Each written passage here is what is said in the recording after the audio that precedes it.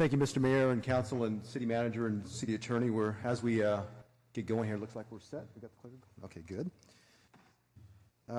Thank you for having us here. And obviously, this has been brought forth in terms of presentation in response to a memorandum that was initiated by Councilmember Rocha in September.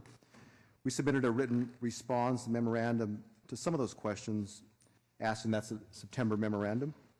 Again, this presentation is to supplement our written response and to the questions not answered or required further detail and perspective.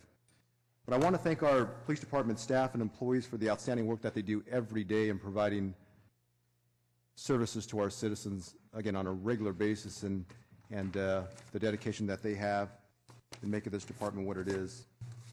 But I also want to thank our specific staff for the presentation that they put together for discussion, so thank you. Let me introduce the chief so we can get the presentation going. I have the Assistant Chief Eddie Garcia, Deputy Chief Jeff Mrozik, Fawn No, Dave Hober, Dave Knopf, and our Personnel Division Manager, Lisa Perez. So with that, we'll go ahead and get started.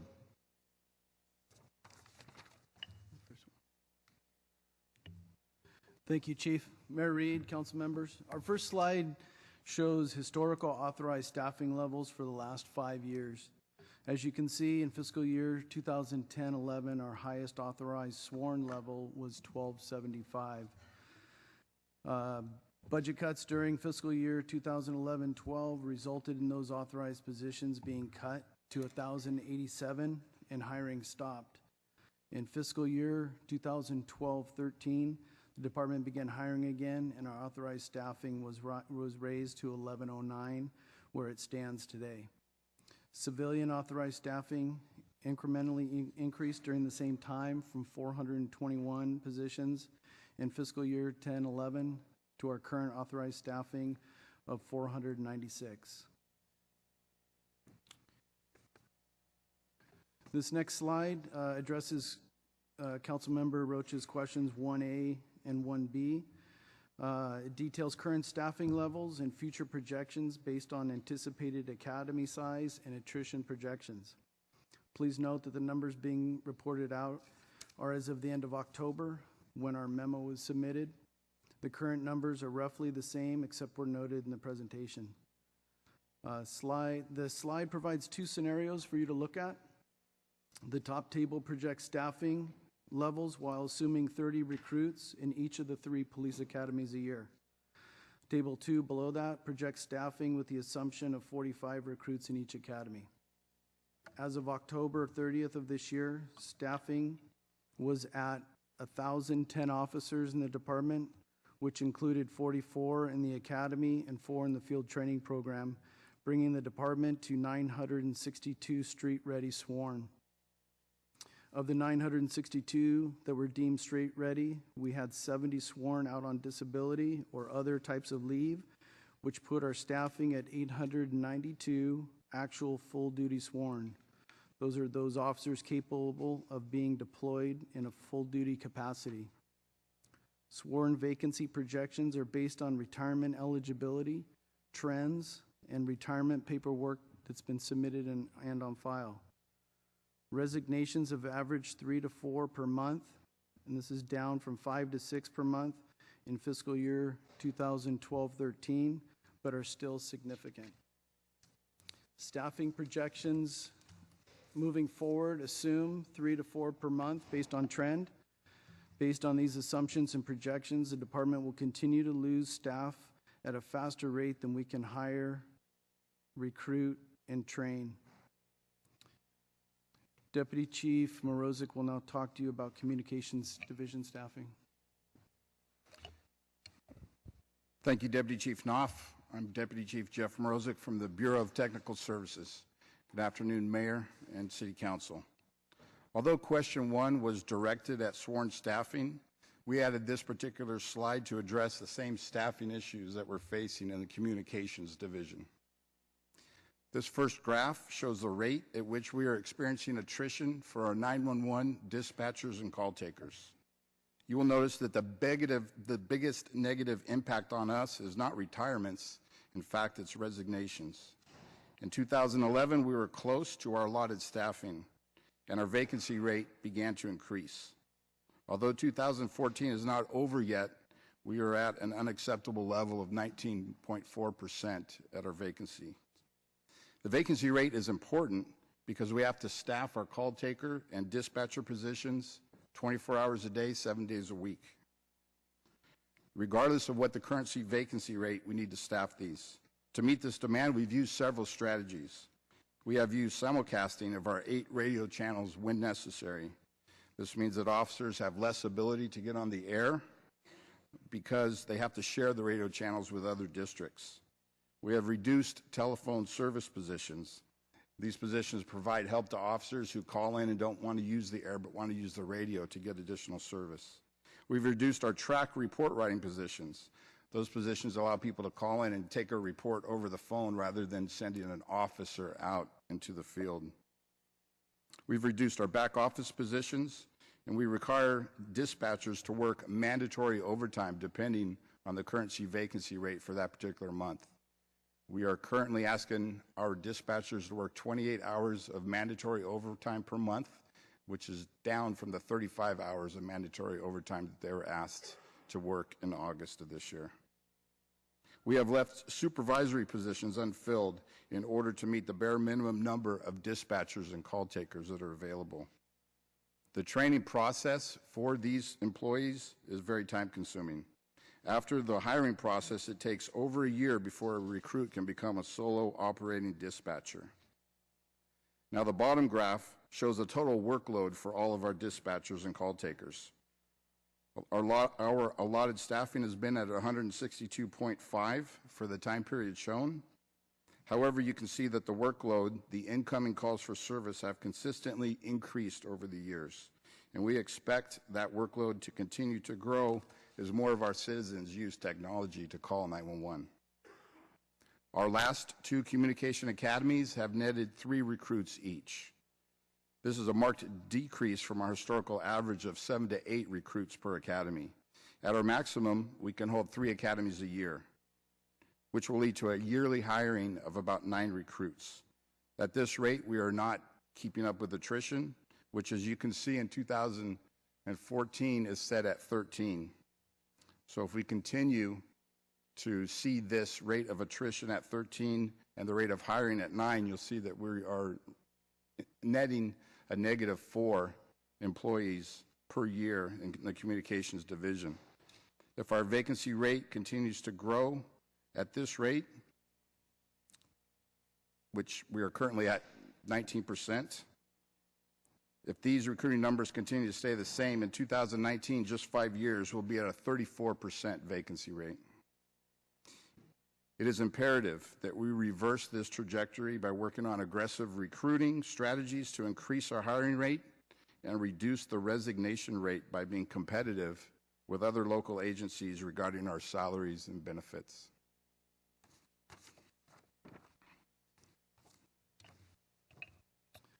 This next slide details question asked in the council member's memo, question 1C, which was an update on recent academy class size, historic class size going back 5 years, and a discussion as to what the police department's targets are for class size.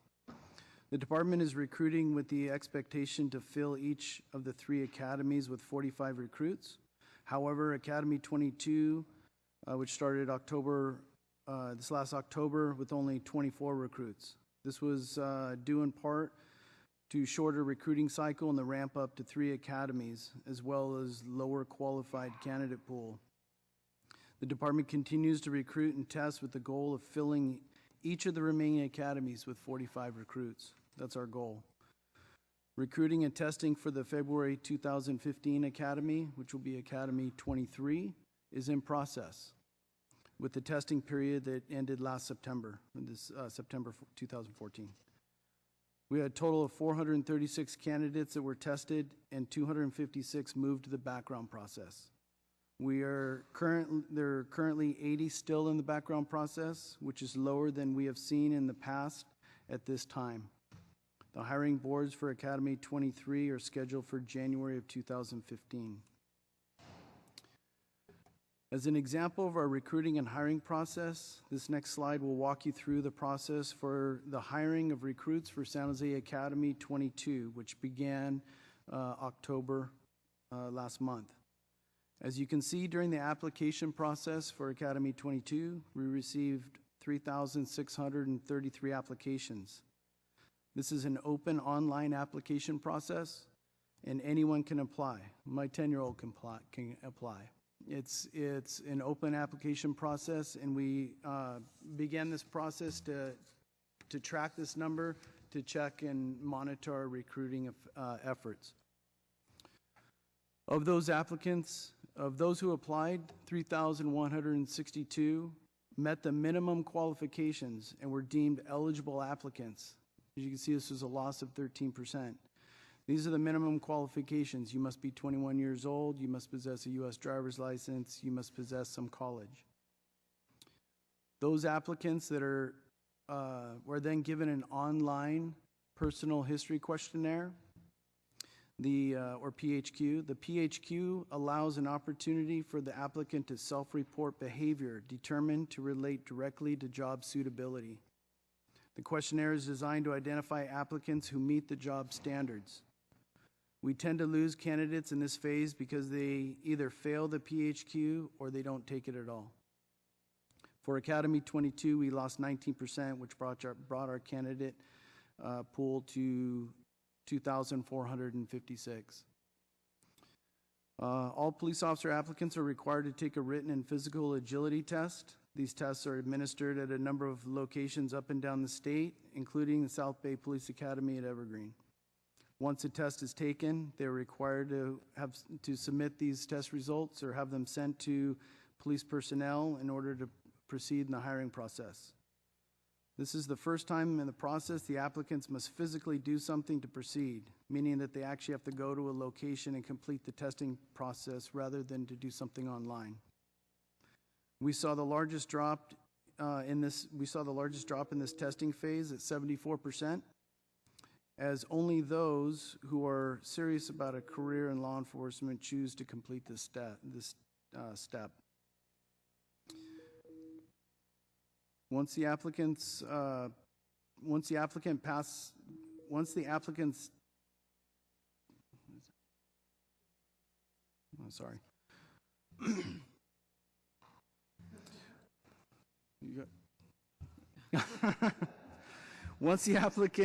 passing test scores are received, the applicant is scheduled for an oral board.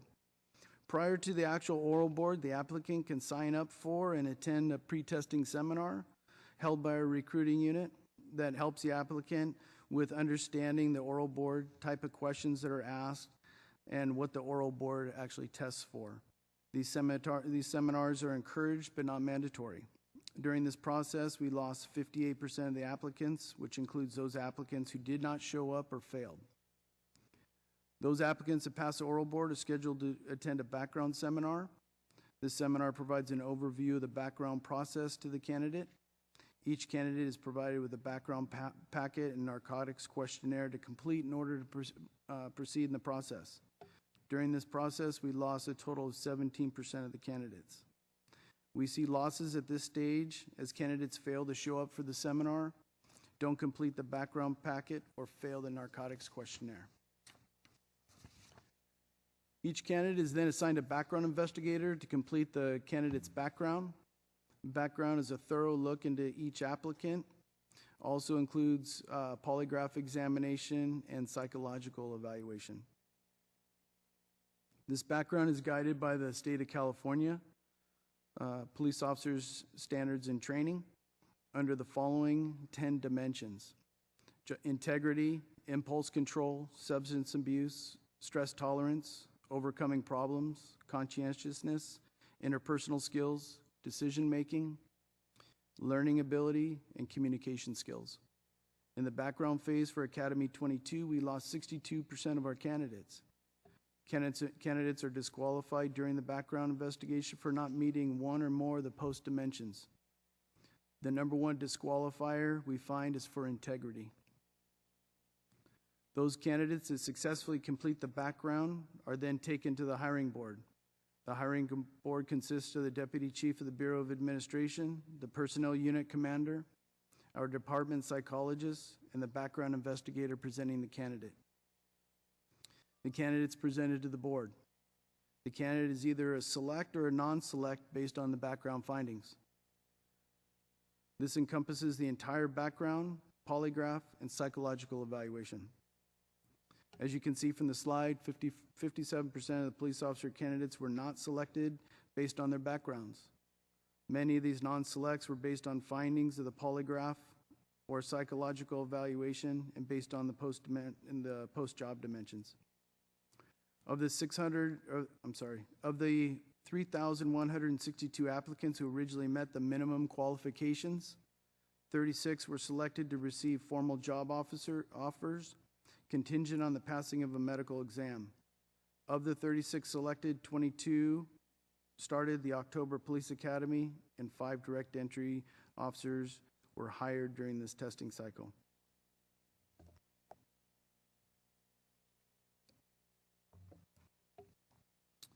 In this next slide, we'll talk a little bit about recruiting. We have expanded our recruiting efforts to increase the qualified candidate pool. The slide shows just some of these events recruiters attend. Each of these events allows potential candidates to meet face-to-face with recruiters. These events not only provide candidates an opportunity to find out what the San Jose Police Department has to offer, but to ask questions about the job or any concerns they may have. In addition to meeting face-to-face, recruiters also answer emails and telephone calls directed to their office. This personalized contact offers a retention factor to many candidates seeking a career at the San Jose Police Department. So some of the new things we're doing: due to increased challenges in attracting qualified candidates, our recruiting unit has expanded its outreach to public police academies throughout the state of California, college campuses, and military transition centers on the West Coast. To expand the number of recruiters in the department and reach out to our diverse community, we have implemented a satellite recruiting program. This program utilizes a number of police officers throughout the department to assist us. An example of this is our recruiting unit has partnered with the officers of our Black Police Officers Association in an effort to better reach out and to recruit from our African American community. We are looking to expand this program as resources allow. We are conducting test preparation workshops and seminars to assist applicants with the testing and hiring process. And advertising and marketing has become critical. With the increase to 3 police academies, having a continuous application and background process, monthly testings, competition with other police departments for qualified candidates, and the need to recruit for positions other than police recruit, advertising allows us to reach the masses in short periods of time, allowing recruiting personnel to concentrate their efforts in other areas.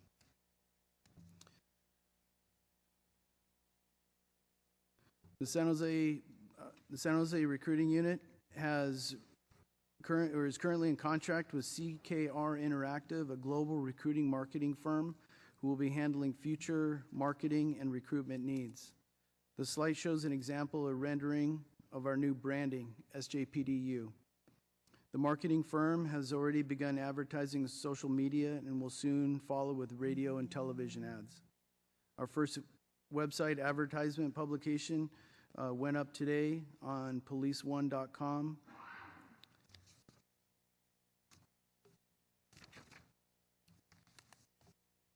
That's it.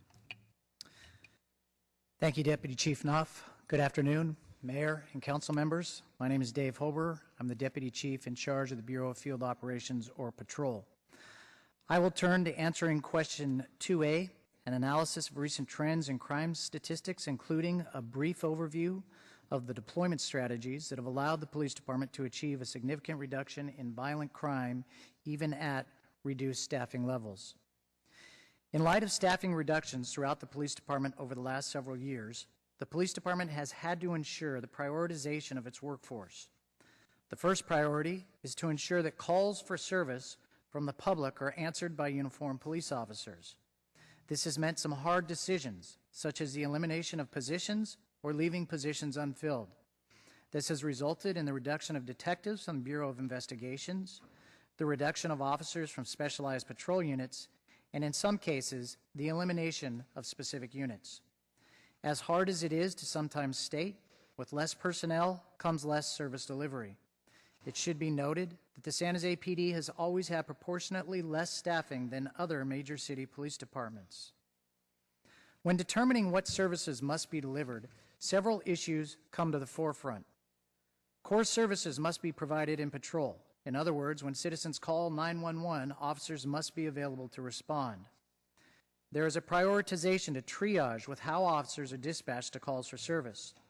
This prioritization attempts to ensure that officers are available to respond to the most critical events wherein there is an imminent danger to life, or what we call priority 1, followed by an in-progress crime where the injuries or potential for injuries or the suspect is still present, what we call a priority 2, followed by a crime that has just occurred and there is potentially property damage and the suspect has most likely left the scene, what we term a priority 3. When determining a prioritization for investigating crime, a priority is given to violent crimes against persons, followed by crimes against property. This is balanced with solvability factors, such as viable leads that can be followed up on. As staffing resources diminish, the question becomes, what is the appropriate spread of the sworn staffing throughout the organization to accomplish the mandates of the police department? This has required the police department to be creative and flexible in developing programs and processes to help address these issues. I'll begin with patrol staffing. The police department has implemented several programs in patrol to attempt to keep staffing at appropriate levels. Appropriate staffing serves two purposes. First, it helps to ensure there are enough officers to assist each other in dealing with challenging or violent situations and is oftentimes referred to as officer safety. Second, appropriate staffing allows the police department to respond to calls for service in a more expedient manner. The more officers, the more quickly they can arrive at both high-priority violent calls and lower priority calls. The patrol structure currently operates with a baseline of 500 patrol officer positions to provide services 24 hours a day. To give some perspective, in 2010, this number was 594 patrol officers. As staffing reductions have occurred, this number has been reduced. The baseline of 500 patrol officers positions does not mean that there are 500 patrol officers assigned to patrol. It is simply the number that will be maintained through overtime to ensure there are 500 baseline positions. Currently, there are approximately 459 officers actually working in patrol beats 40 hours a week. To make up the 41 positions that are not filled, officers currently voluntarily sign up to fill the other 41 positions to get us to the 500 baseline.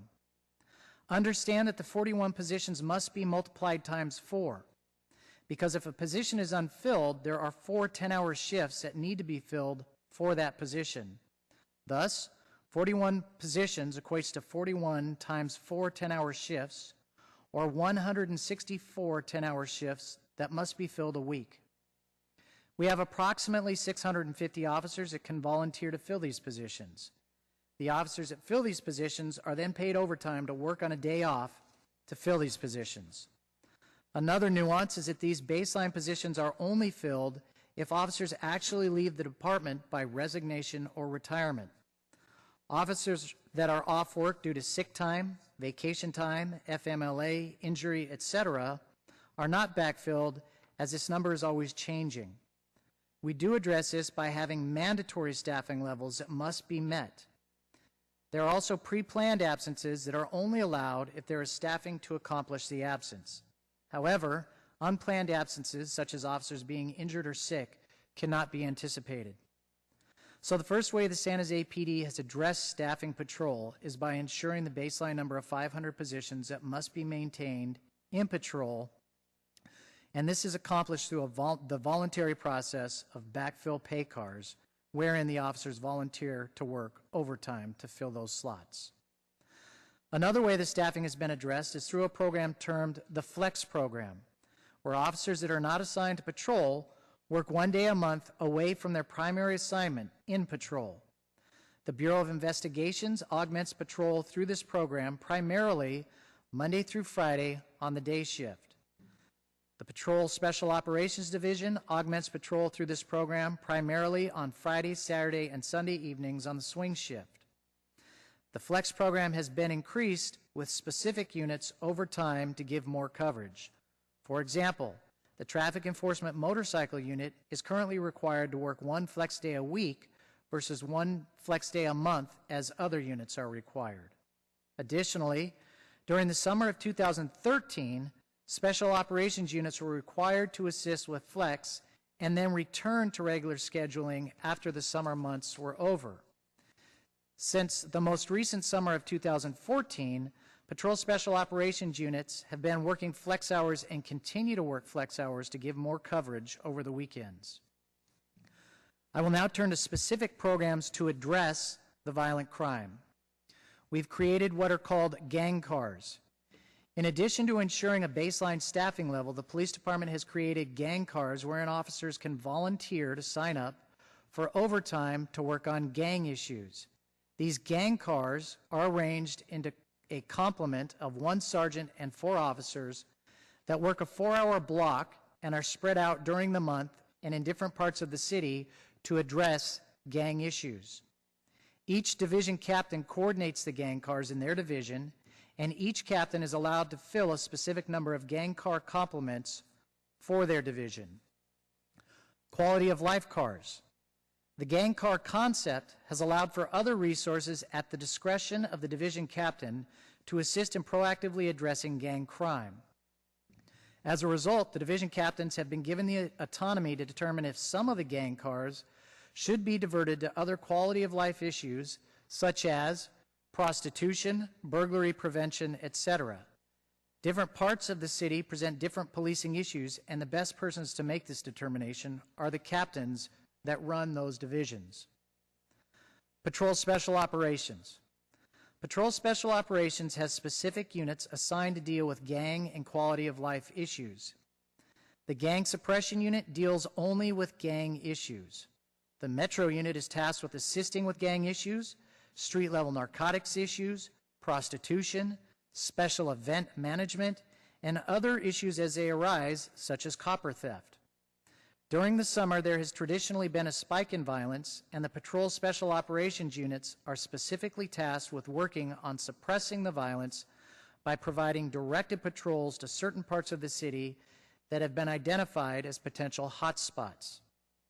Additionally, if a violent gang crime occurs, the Mayor's Gang Prevention Task Force protocol is enacted, and Patrol Special Operations focuses solely on addressing gang issues and other projects that the Patrol Special Operations units may have been working on are put on the back burner while the gang issues are addressed.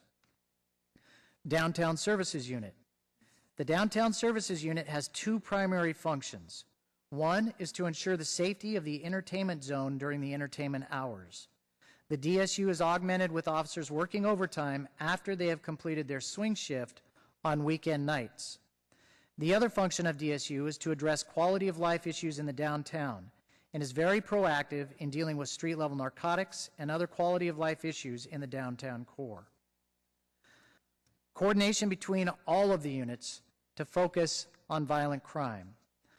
The Patrol Deputy Chief, Division Captains, Special Operations Captain, Metro GSU Lieutenant, Gang Car Lieutenant, and BOI, or Bureau of Investigations Gang Investigations Unit Lieutenant, all coordinate on a regular basis to ensure that any gang crime trends are immediately addressed through a proactive process to ensure that various resources are deployed to address the current issues. This is all augmented with the firmly established Mayor's Gang Prevention Task Force process. Collaboration with other agencies. The police department continuously works with other law enforcement agencies to assist in dealing with various enforcement issues. For example, the San Jose PD works with the Santa Clara County Sheriff's Office along the Valley Transportation Agency light rail and bus lines to deal with law enforcement issues. The San Jose PD also works with the San Jose State University Police Department regarding crime issues surrounding San Jose State University properties. Simulcast radio channels. As Deputy Chief Morozic has indicated, while we have discussed patrol officer deployment strategies, the Communications Division has also utilized specific deployment strategies, one of which is simulcasting radio channels with their reduced staffing levels. This means that instead of having 2 police districts of the 16 on 8 different radio channels, the radio channels are simulcast, putting 4 police districts on 1 radio channel. Next slide. Programs that assist in reducing crime. The police department has created other programs to assist in reducing violence and/or freeing up patrol officer time so the patrol officers can focus on more pressing issues.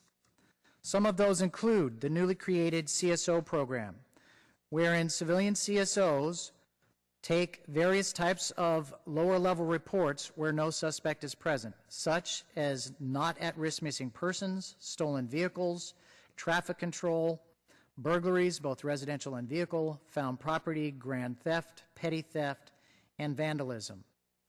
Another program is Together Empowering and Mentoring Kids, what we call Team Kids, where police officers make 6 weekly visits to elementary school-aged children at their schools.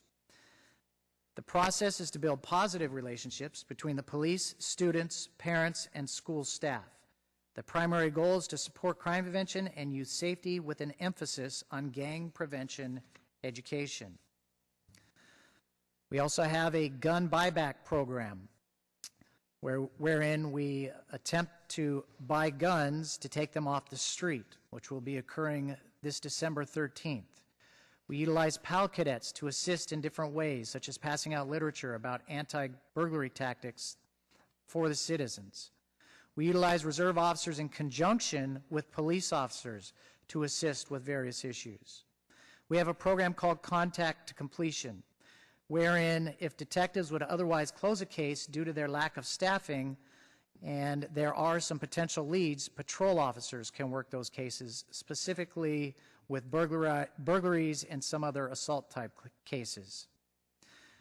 We reorganized our pre-processing center, which is a holding facility, and made that so that it was overtime for sergeants so that we could move those sergeants back out into patrol. We have expanded crime prevention efforts. We have a youth academy and citizens academy. We've created a community liaison officer program. We have created different social media outreach, such as redoing our internet site, sjpd.org, utilizing nextdoor.com, Facebook, Twitter, press releases, crime mapping, such as crimereports.com and myneighborhoodupdate.net. We also have online reporting through CopLogic, the CopLogic reporting system. We have different community partnerships, such as faith-based night walks in various neighborhoods on Friday nights. We've implemented new data analytical tools, such as Omega Crime View, CopLink, and our new AFR RMS Versadex system. The police department has attempted to be creative to address the crime issues in San Jose. The principles of the department's Our City core principles of respect, empathy, and professionalism, crime reduction, investing in our people, transparency and accountability, and innovation for the future, and our core competencies of providing great customer service and addressing gang issues provides the direction to proactively address violent crime in San Jose. The police department believes that by being creative and proactively addressing violent crime through the various processes and programs described, we have been able to address violent crime. Unfortunately, there is always opportunity to reduce violent crime, and the San Jose PD will continue to be imaginative in creating ways to address violent crime. This next slide is included to review the Uniform Crime Report Part 1 Crimes in looking at the violent crime trends over the last several years. I will now turn the presentation over to Deputy Chief Fawn No. Thank you, Deputy Chief Hober. Good afternoon, Mayor and Council members. A question had been asked whether low priority crimes, especially property crimes, may be underreported. It's a good question. However, it's not possible to speak conclusively on data that we don't have. So the only objective way to measure crime rates is to look at reported crimes, which is what we have provided in these tables. That being said, the department acknowledges that not all victims will report their victimization to the police. Unfortunately, it's not possible to know the extent of this issue without having any available data.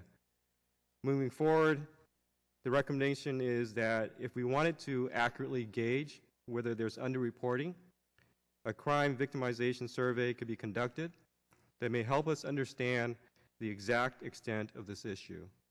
This concludes my very brief presentation, and I would like to turn it over to Assistant Chief Garcia. Thank you, Deputy Chief No. Good afternoon, Mayor, Council, City Attorney. My name is Eddie Garcia, Assistant Chief, and I'm going to be discussing Part B of that question as to whether or not these deployment strategies entail trade-offs. The strategies discussed have been created primarily as a result of the reductions in staffing. The discussion surrounding staffing and the strategies go hand in hand as the department has adapted to staffing issues by creating new or adjusting on building on previously successful strategies. Based on the premise that the priorities the police department have identified are correct, that patrol officers should be available to respond to calls for service, and that violent person crime should be prioritized above property crime, then deployment strategies that have been specifically created on the premise of addressing these priorities have been implemented. In looking at whether these strategies entail trade-offs, the department has considered the following. First, as has been discussed, patrol has reduced from 594 officers in 2010 to 500 officers in 2014. By having more patrol officers, calls for service are handled more expeditiously, and officers have more time to be proactive addressing community and crime problems. We will turn to discussion to specialized units, but at this point, it has to be understood that the basis of police operations are the patrol structure, and that everything else should be built around that patrol structure. At the simplest level, more officers we have assigned to patrol, the faster we can respond to calls and the more calls we can respond to. Secondary to that is that the more officers we have in patrol, the more we can proactively deal with various issues. This has dealt us with some slower response times to lower priority calls, meaning that this affects the length of time for officers to arrive on scene and deal with these types of situations. Cuts to specialized units. As officers are brought back to the patrol structure from specialized units, the proactive work that they were performing in those units is not conducted. The traffic enforcement unit, for example. The traffic enforcement unit has reduced, and this has led to less enforcement. TEU uses analytics to determine what locations have the highest collision rates and then deploys traffic enforcement officers to those locations to issue citations in an effort to calm traffic and deter the traffic violations that lead to traffic collisions. The gang suppression unit and the metro units. Prior to GSU, the Sounds APD's gang suppression was primarily conducted by the Violent Crimes Enforcement Team, known as VCET. VCET was originally eliminated as staffing resources shrank and then reinstituted as GSU. GSU was formed by reducing the staff in Metro and not to the levels that VCET had previously been staffed at. But while there has been successes in this strategy, other issues could be more readily addressed by increasing the staffing to both Metro and GSU to deal with some more of those quality of life issues. The merge unit. The merge unit was reduced and has been augmented by utilizing a program known as a Collateral Response Team, or CRT. CRT is a program whereby other special operations officers volunteer to be part of CRT to assist merge with tactical incidents. Tactical incidents require a lot of resources, and CRT is a vital component of this process. However, it would be more advantageous to have merge fully staffed and also augmented by CRT. The Flex program. By having officers work the patrol structure 1 or more days a month as part of the Flex program means that they are not working on their primary assignment, thus reducing the time they have to devote to that endeavor. Officers work the Flex program from all aspects of the organization, including Patrol Special Operations and the Bureau of Investigations. Gang suppression. Even with the staffing challenges, one of the primary focuses of the Sounds APD has been gang suppression. As a result, other quality of life issues are secondary. This includes street-level prostitution, narcotics violations, copper theft, etc. The San Jose PD Special Operations Metro Unit is tasked with addressing many of these issues and turns all of its resources to gang suppression when criminal intelligence indicates that there may be gang violence. Less resources to investigate lower-level crimes. The crimes that will be investigated have been triaged, and person crimes take precedence over property crimes. Additionally, person crimes that do not have high solvability factors or uncooperative victims will have a lower priority for investigation. Another issue that we have to look at is officer fatigue, burnout, and mandatory overtime. Officer fatigue and work burnout are issues that the San Jose PD has considered.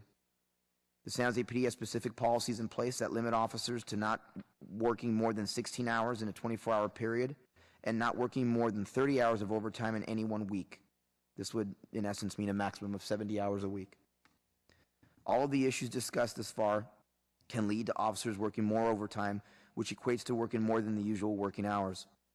While on its face this may not seem like a great burden, it must be understood that officers work around the clock, thus they are working overtime at various times on their days off. The San Jose PD believes that approximately 50 to 60% of the officers are volunteering to work various overtime slots in the patrol structure between 1 and 2 days a week, in addition to their normal work hours. While some officers, quite frankly, need the opportunity to supplement their normal earnings with extra hours, it also leads to fatigue and burnout. Officers need time to unwind and get away from the stressful job aspects of law enforcement. The San Jose PD will be discussing the possibility of mandatory overtime in the event that it's needed. There have been some issues in finding volunteers to work overtime on some of the weekend swing shift and midnight shift slots. Additionally, if staffing continues to decline, the police administration may have to compel personnel to work overtime to fill these positions versus the current situation where the overtime is filled voluntarily. The plan will most likely include an aspect of filling the overtime with volunteers first, and then if the positions are not filled, by mandatory overtime. Mandatory overtime will ensure that positions where the overtime slots are not being filled will be filled again, and this will be discussed in collaboration with the Police Officers Association. Knowing that there are trade-offs is why we've looked at CSOs, reserves, community partnerships, patrol staffing retention plans, etc.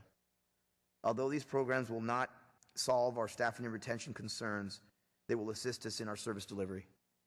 And with that, I will turn it over to Chief of Police, Larry Esquivel. I just have a couple of closing comments, and then obviously we'll open it up to questions. But again, I just want to thank that staff put this together. And as you can see, I mean, we regularly assess our strategies in order to provide service to our citizens and community. And these various strategies that we put in place, I mean, they are reviewed, they're vetted out, they're implemented and assessed for effectiveness and efficiencies. You know, with the smaller workforce and knowing the caliber of police personnel that we have in terms of whether we hire and we currently have, that they've been extremely effective in problem solving and addressing crime in our city on a regular basis. And we have been and will continue to seek ways to enhance and improve our service delivery model in the manner that we provide services to our citizens. But really the bottom line in a broader sense, I guess, is that we as a city, my hope is that we as a city would be able to attract and retain our police personnel, and looking for ways, whether proposals or policies in place that address various issues that we deal with every day as we assess our strategy to provide core services with our staffing levels the way they are. So, you know, with that, and I know with our council and I'm sure with our council-elect that will continue to be, that needs to be a priority for us. As, you know, you see the numbers. I mean, the numbers are what they are. And, you know, we need to do something to address that in terms of the attraction and the retention of our employees, so we can actually have some stability staffing-wise and then ability to grow as well. Again, I want to thank you for allowing us to really discuss this.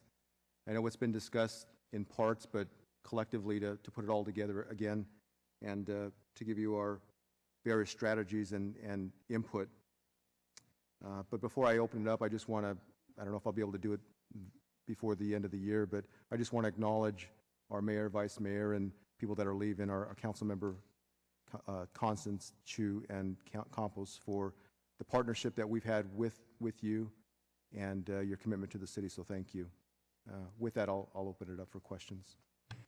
Thank you, Chief. I want to thank you, your command staff, and the men and women of the department for really a remarkable achievement. Just today, the department announced that the 2013 comparative crime data was posted on the FBI website. And so in addition to the data that we've seen in front of us today, in 2013, we were still the biggest city in the country, that's basically over 500,000, with the lowest violent crime rate. And I think we're fifth in the country with property crimes. Now, that's amazing considering the loss in staffing and all of the issues that we've had, because we've been losing officers since about 2009 in terms of total staffing. So while it certainly is complicated and creative, all of the things that you've done, the assessments that you do, the redeployments, the deployments, and everything that you have done, and the hard work of officers putting in a lot of overtime, we've still managed to do a great job for the people of San Jose, despite the issues and despite the problems. Going forward, we obviously have challenges, staffing challenges, recruiting challenges. You've outlined them. We need to address those. Hopefully, we'll be able to come up with things that we can do to improve the situation. But we should acknowledge good work when it's done. And you certainly have done a great job managing the resources that we've been able to give you, deploying your men and women effectively to continue to serve the people of San Jose, despite all the challenges and difficulties. So I just want to say that we appreciate that, and I know the people of San Jose appreciate the work of the people in the department. And with that, I will turn it over to some of my council colleagues who have comments and questions. Vice Mayor Nguyen. Thank you much, Mayor. First of all, I wanted to thank the chief and assistant chief and all the deputy chiefs who are here. I've been here for a little bit over 9 years now, and I've served on the Public Safety Committee for the past 9 years. And I just wanted to express my sincere thanks and appreciation for your outstanding work all the time that I've been here. I know that we have been through really tough times, both on a policy level and on a political level. But I believe that under this leadership, under the leadership of Chief Esquivel and all the deputy chiefs and the assistant chief, you've able to hold the department together, giving all the rhetoric that's out there in the community. And so we just wanted to show our appreciation, and regardless of how many times we say it on the dais out in the community, I just hope that you understand that I appreciate your work, your professionalism, and your dedication to protecting our city and protecting our residents at all times, 24 hours a day, 365 days a year. And I think that every one of us here really appreciate that, and we can't express enough how the work that you're doing really means a lot to us in our capacity as elected officials.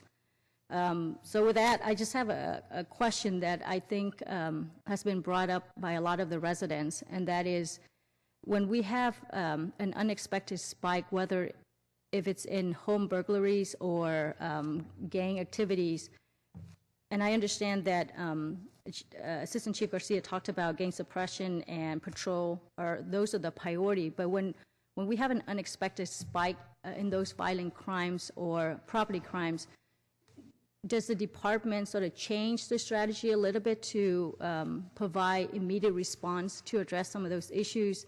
Because those are the issues that really impact people's quality of life. And I know that we have certain protocol in place, but once in a while we have these types of spike, and residents really want to hear an answer in regards to how the police department responds to those crimes.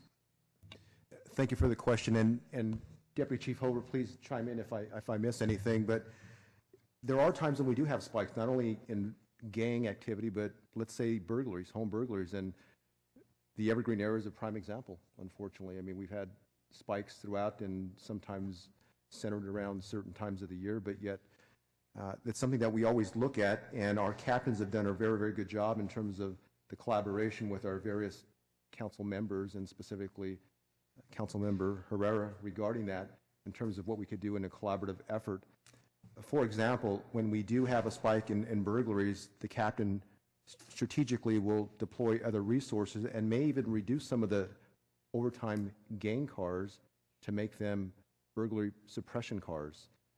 Our TABS unit, which are a truancy abatement program that could be redeployed to go in those specific neighborhoods that are having those spikes in burglaries. Our crime prevention specialists that we've actually increased from 6 to actually it'll be 8 soon with a supervisor, but yet them in terms of the awareness, education, and prevention information that they can pass out through social media and different ways like that to those affected neighborhoods. So there are ways that strategically that we look at, and especially with the analytics in terms of the Crime View dashboard that they're utilizing to look at that more real time in terms of some of the spikes in areas that they can redeploy some of those extra resources that or move them accordingly. So, Dave. Thank you, Chief. I really appreciate that. I just wanted residents, if they're watching this, to understand that the police department is doing everything they can to make sure that they respond immediately to some of the, the issues and problems that we have in the community. And regardless of what is being said out there from different organizations, we are responding and we are doing everything to keep our residents safe. So thank you. Councilor Liccardo. Thank you, Mayor, and thank you all for the excellent presentation. It's obvious we all have a lot of work to do. I look forward to doing that with you. I wanted to ask first about this issue that I know, Chief, that you gave a very brief presentation on this issue of underreporting, because I know it's a concern anytime we look at crime statistics. As I look at the data on emergency and non-emergency calls, which is on the 4th page of the slides, we see a very large increase over a 5-year period. Say 17, 18%. Does that suggest to you that we don't have a situation in which people are declining to report for whatever reason, maybe because they think an officer isn't, that is that rate of non-reporting, we know there is some rate of non-reporting out there, that rate is not increasing? Councilmember Liccardo, that's a good question. And the question that we wanted to provide an answer to basically addressed property crimes. And so when you look at the calls to service, it's not only property crimes, but person crimes that are included. Sure. And unfortunately, we don't have a way to separate those two categories. And so we can't reach the conclusion that there is or there isn't underreporting of property crimes because everything is lumped together in calls to service. And so that's why we provided stats for property crimes only. But Chief, no, we do know that violent crime dropped last year. It's rebounded slightly, but I think as Mayor said, we had the lowest rate of violent crime of any major city. Violent crime has not spiked, and so presumably that means emergency calls for service or non-emergency on violent crime have not spiked either. Is that fair to say? I think, my position is that when you talk about calls of service, it's different than reported crimes because these are like unscrubbed information. The stats that we provide to the FBI are basically scrubbed information, so they're more exact. The calls to service are just the calls to service that we get initially, and until we have the opportunity to scrub the information, then we'll have a true picture of the crime rates that we're looking at. But wouldn't you agree, if we thought there was a vast increase in a phenomenon of people not reporting crime, maybe because they're watching the news and they think police aren't going to respond, shouldn't we see this number drop, this number of emergency and non-emergency calls? I think you can make a case for that. And the fact that it's increased so much, shouldn't that tell us that people are in fact reporting at least at a similar rate, likely as they were before, and probably at a greater rate? Again, I think we're just trying to address the question relating to property crimes. Because when people call, it could be simply reporting a disturbance. Right. And that's different than a property crime or a person crime. And so there's no distinction in that, unfortunately, for us to basically draw those out from the calls for service. So the only thing that we can rely on in trying to answer that question regarding property crimes is to look at our UCR stats. But even within the UCR data, and the Part 1 crimes at least, the property crime numbers swallow all the other numbers because the numbers of property crimes are so much larger than violent crimes, right? So wouldn't we expect that that would be similar for calls of service as well, that essentially property crime-related calls are really the majority that are driving the activity of people reporting? It's a fair point to make, and if I could have that slide again for my presentation.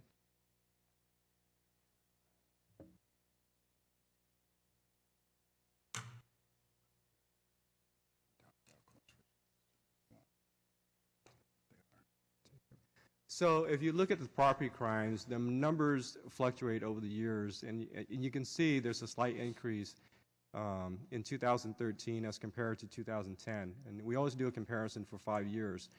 If you go to the next table and you look at vandalism, and vandalism are basically low-level property offenses that may be somebody who broke out a window or a graffiti case that someone reports to the police. And you can see there's a huge drop from 2010 as compared to 2013.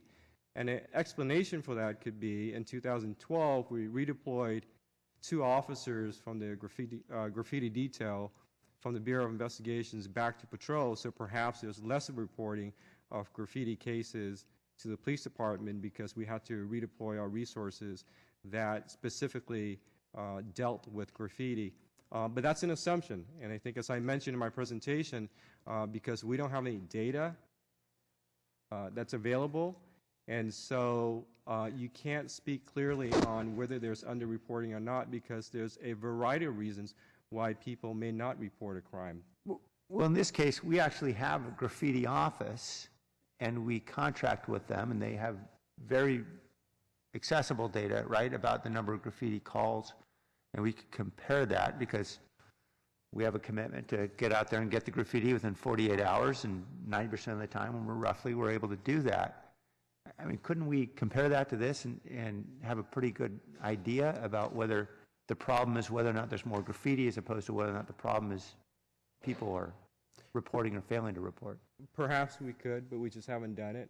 Okay. And because we don't have any available data to conclusively say whether there's underreporting or not, we just don't feel comfortable in saying one way or the other whether there's underreporting or not. And I think the best way to gauge whether there's underreporting is to do a survey and sort of like get a perception out there if people do feel comfortable enough to call the police.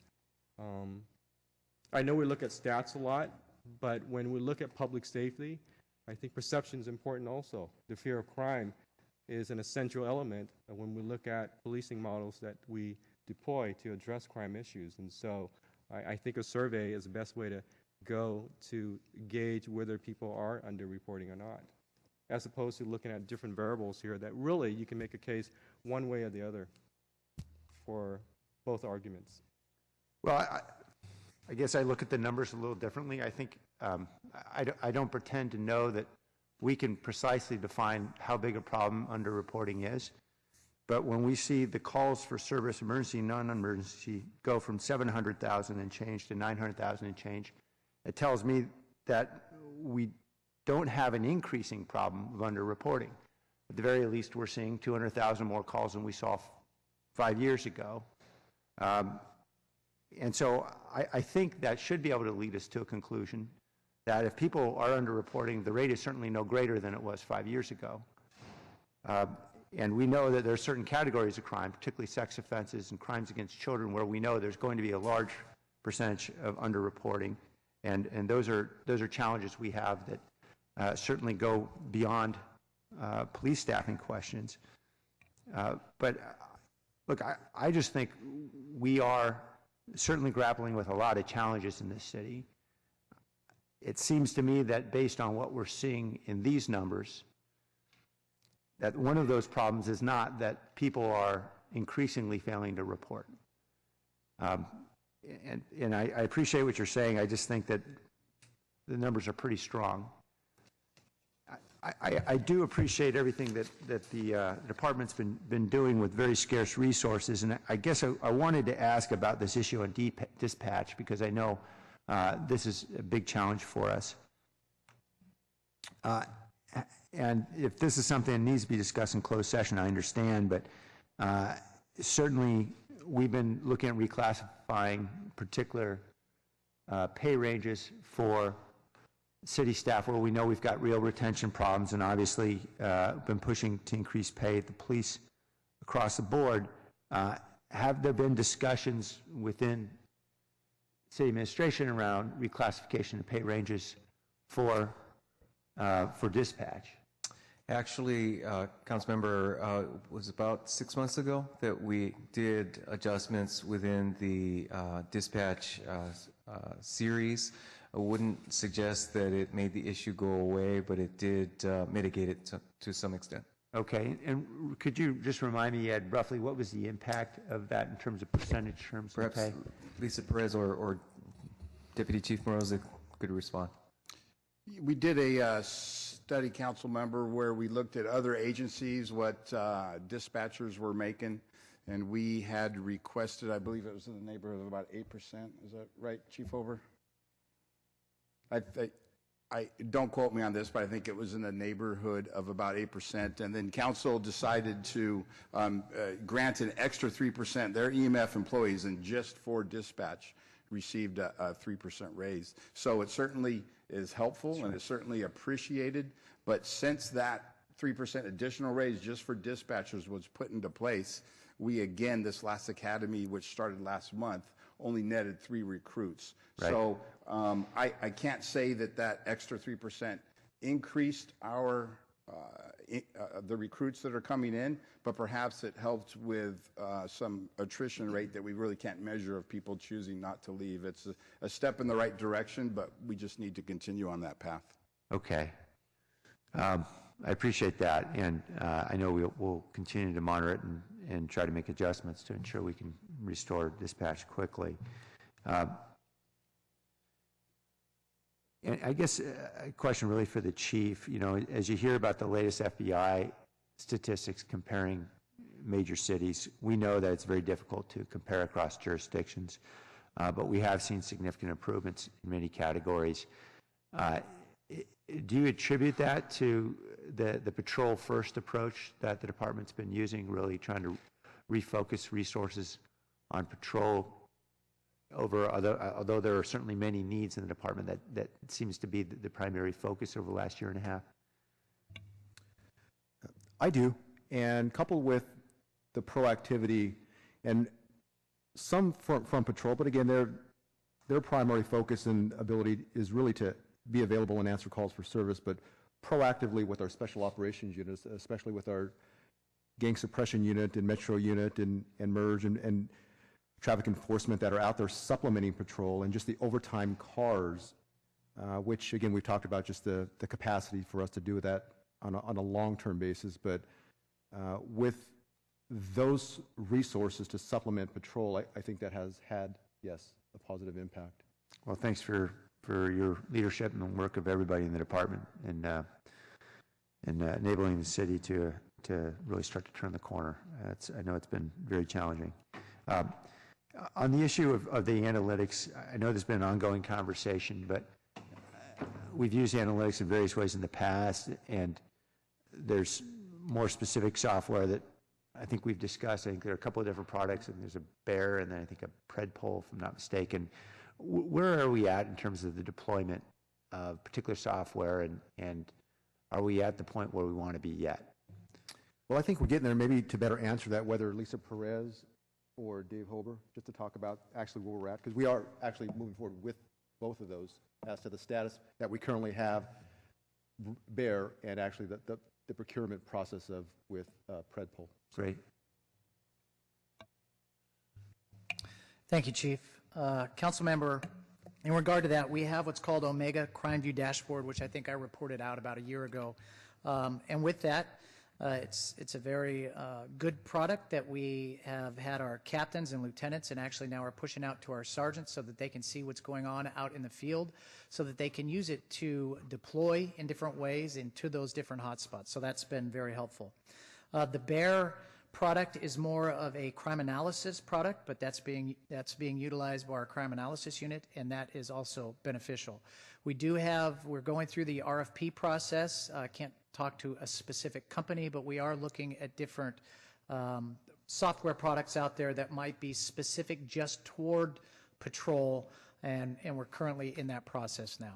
Okay, so that's out on the street. So quiet until in a few weeks we should have an answer as to whether we are retaining services of a particular company. I don't know a few weeks, but yes, we're in Okay. that process. Okay, thank you very much. Councilmember Colra. Thank you, Mayor.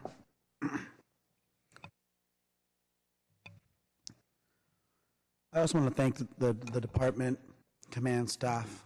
You've been certainly dealt very challenging cards, and I know it's not easy to maintain the quality and the expectations that you have for our department and our officers, as well as the expectations that the community does as well. So I certainly appreciate all the efforts in recent years during very difficult times. And I also appreciate all the different types of opportunities that are being taken to work with the community, the different programs, assist in reducing crimes, analytics, as was just discussed. All these different things that I think are very important. And frankly, when I talk to neighborhood folks in the neighborhood, even the neighborhood, the community members, the residents, the neighborhood leaders, they're more than happy, I believe, for the most part, to work with us, work with the department, other city departments, to do everything that we can as a team, as a community, to ensure that our neighborhoods are safe. Certainly, it's something that I think that everyone should be on board together for. And we can talk about the statistics and what have you. I think that the reality is that we're certainly not where we want to be. And I don't like comparing to other cities. I like comparing to ourselves. And I know that the city of San Jose has seen brighter days in many different areas of our service delivery, and the police department is one of them. And it's not because of any fault of the folks that are sitting in front of me and the command staff. It's our numbers are at a point that are very low, and we need, and I think even in discussing the fact that we're short even on each of our deployments for each shift to the tune of 164 10-hour shifts a week, that's not either fiscally prudent nor structurally sustainable. And I know that, Chief, you and your team agree with that sentiment, that we can't continue to do this. And looking at the numbers, it's certainly troubling that there doesn't seem to be a path out of this with the current trends. And I had a couple questions. I had some questions about the report itself as to some of the numbers, because I certainly want to make sure that as we go forward and come the next couple of months, come January, with a new council that's going to have to deal with this very daunting problem, that we understand what the problem is before us. And looking at the actual numbers, not rhetoric, not what other people are talking about. All I care about is what is really happening, both in the neighborhoods as well as with our department. And so one of the questions has to do with the model for resignations. And it indicates in the report that resignations are modeled at 3 to 4 per month in all the years of the projection. So basically in the 3 years projected out. Now, I believe we've had, do we know how many we had this year? 65, 67? I think you're pretty close. Yeah, so mid-60s, Yeah. fair to say. In the last 3 years, we've been near around the 70 mark. So it looks like for 4 years in a row, we're going to be around that mark as well. So even conservatively speaking, we've been at the 5 to 6 per month number in resignations. I don't bring this up to make it an even more dire scenario. I just want to make sure that as we're doing this modeling, that it's based upon our best estimates and our best educated guesses. So why do we have the 3 to 4 per month projection for resignations when we've been at even, we've been at the approximately 6 per month now for going on 4 years? Hi. The 3 to 4 is resignations versus retirement. So the projections will include retirements as folks are eligible who have applied as a separate number, and then resignations outside of retirement is 3 to 4. So we've been averaging 3 to 4 this last year, as opposed to in 2012 it was closer to 5 to 6. Okay. So if you combine the two numbers, you get to a higher average. But in the projections, we actually look at eligibility for retirement and assume they're retiring, or if they applied, they're in there as retired. And the attrition on resignations, that's the 3 to 4 number we're speaking about. And the the mid-60s number of resignations so far, year to date in 2014, those are resignations and retirements, or just resignations? Both. Those are both. Okay, so to date, we've had 67 officers leave through both retirement and resignation. Correct. It's actually, I got to add in my head here a second, 69. 69? Yes. What are the numbers you're adding? If you can tell me those. I have a total of, this is in 2013-14. Okay. So you might be looking at calendar year versus... Yeah, I'm looking at calendar year. Yeah, so I have it by year. fiscal year. Okay. So the numbers may not, But they're similar. Okay. Because that's one of the, we want to ensure that the estimates are based upon what's actually been happening. And it mentions that the department's been averaging 3 to 4 per month. In the 3-year projection, are we using 3 or 4? 3.5? It makes a difference. Yeah, so 36 officers, the delta there. So month by 1 month will be 3, the next will be 4, 3, 4, 3, 4. Okay, so 2.5. Yes. Okay, that's fair enough. Thank you. And in terms of recruits, our last 2 classes, in looking at right now, we have 20 that just graduated, and we have 22 that were hired that are currently going through the academy. So assuming the ordinary attrition rates, we're talking about maybe 20 will graduate that one, 19, 20 or so, but let's just say 20. So the 2 most recent academies, we've had 20 graduate, and yet the projections presume 30 per class. Why is that? And I'm looking at the previous academies, it was higher. It was 40 or so, and but those had 20% rates of those that didn't make it through the academy. So it started at 50, 54, it looks like. Then we're down to May 2014, 23 hired, 20 graduated, and now there are 22 that are going through the academy right now, and we'll hope at least that 20 of them graduate. So the 3 academies per year at 30 recruits, it seems, at least based upon the most recent academies, a little generous in terms of how many recruits will actually make it through. Is there a degree of confidence level, or is it something that we're just going to have to work really hard on? What's the sentiment from the department of how we arrived at 30 versus 20 or even 25 or 24, something closer to where we've been this past calendar year? So let me first just go back a second. When we project 30 in the academy, in our attrition projections, we do account for attrition through the academy and FTO. So as we look at those numbers here, we've assumed a 10% attrition rate out of the academy and a 10% attrition rate out of FTO. So we don't anticipate that all 30 would actually be street ready. So that is accounted for in the projection.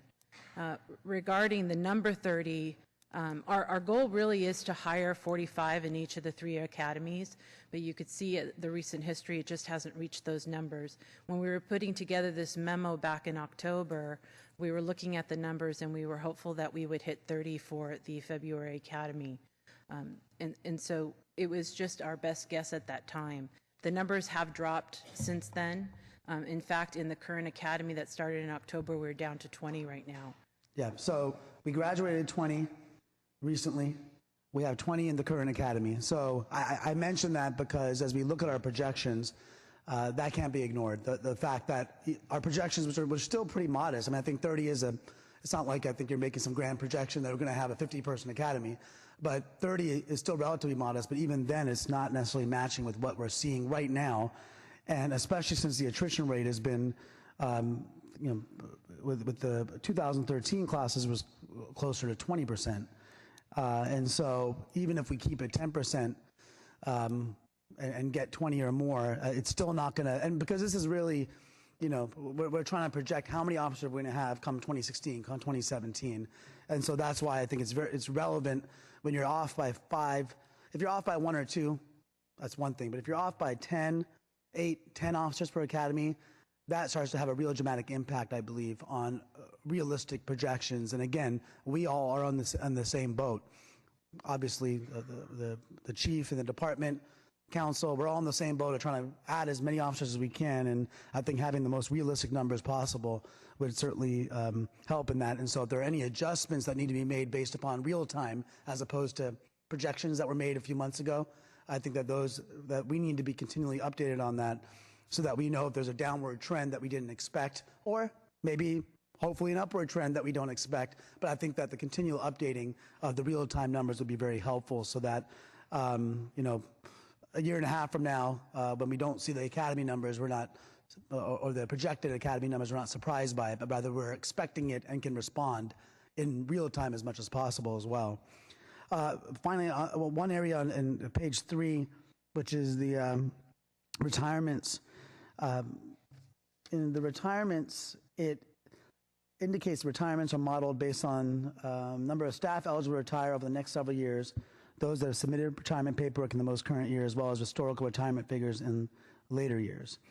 So does this factor in officers leaving who are eligible for deferred vesting or early retirement, reciprocity or disability?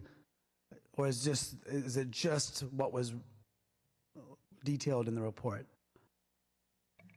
It's just what was referred to in the report. We don't project disability retirements.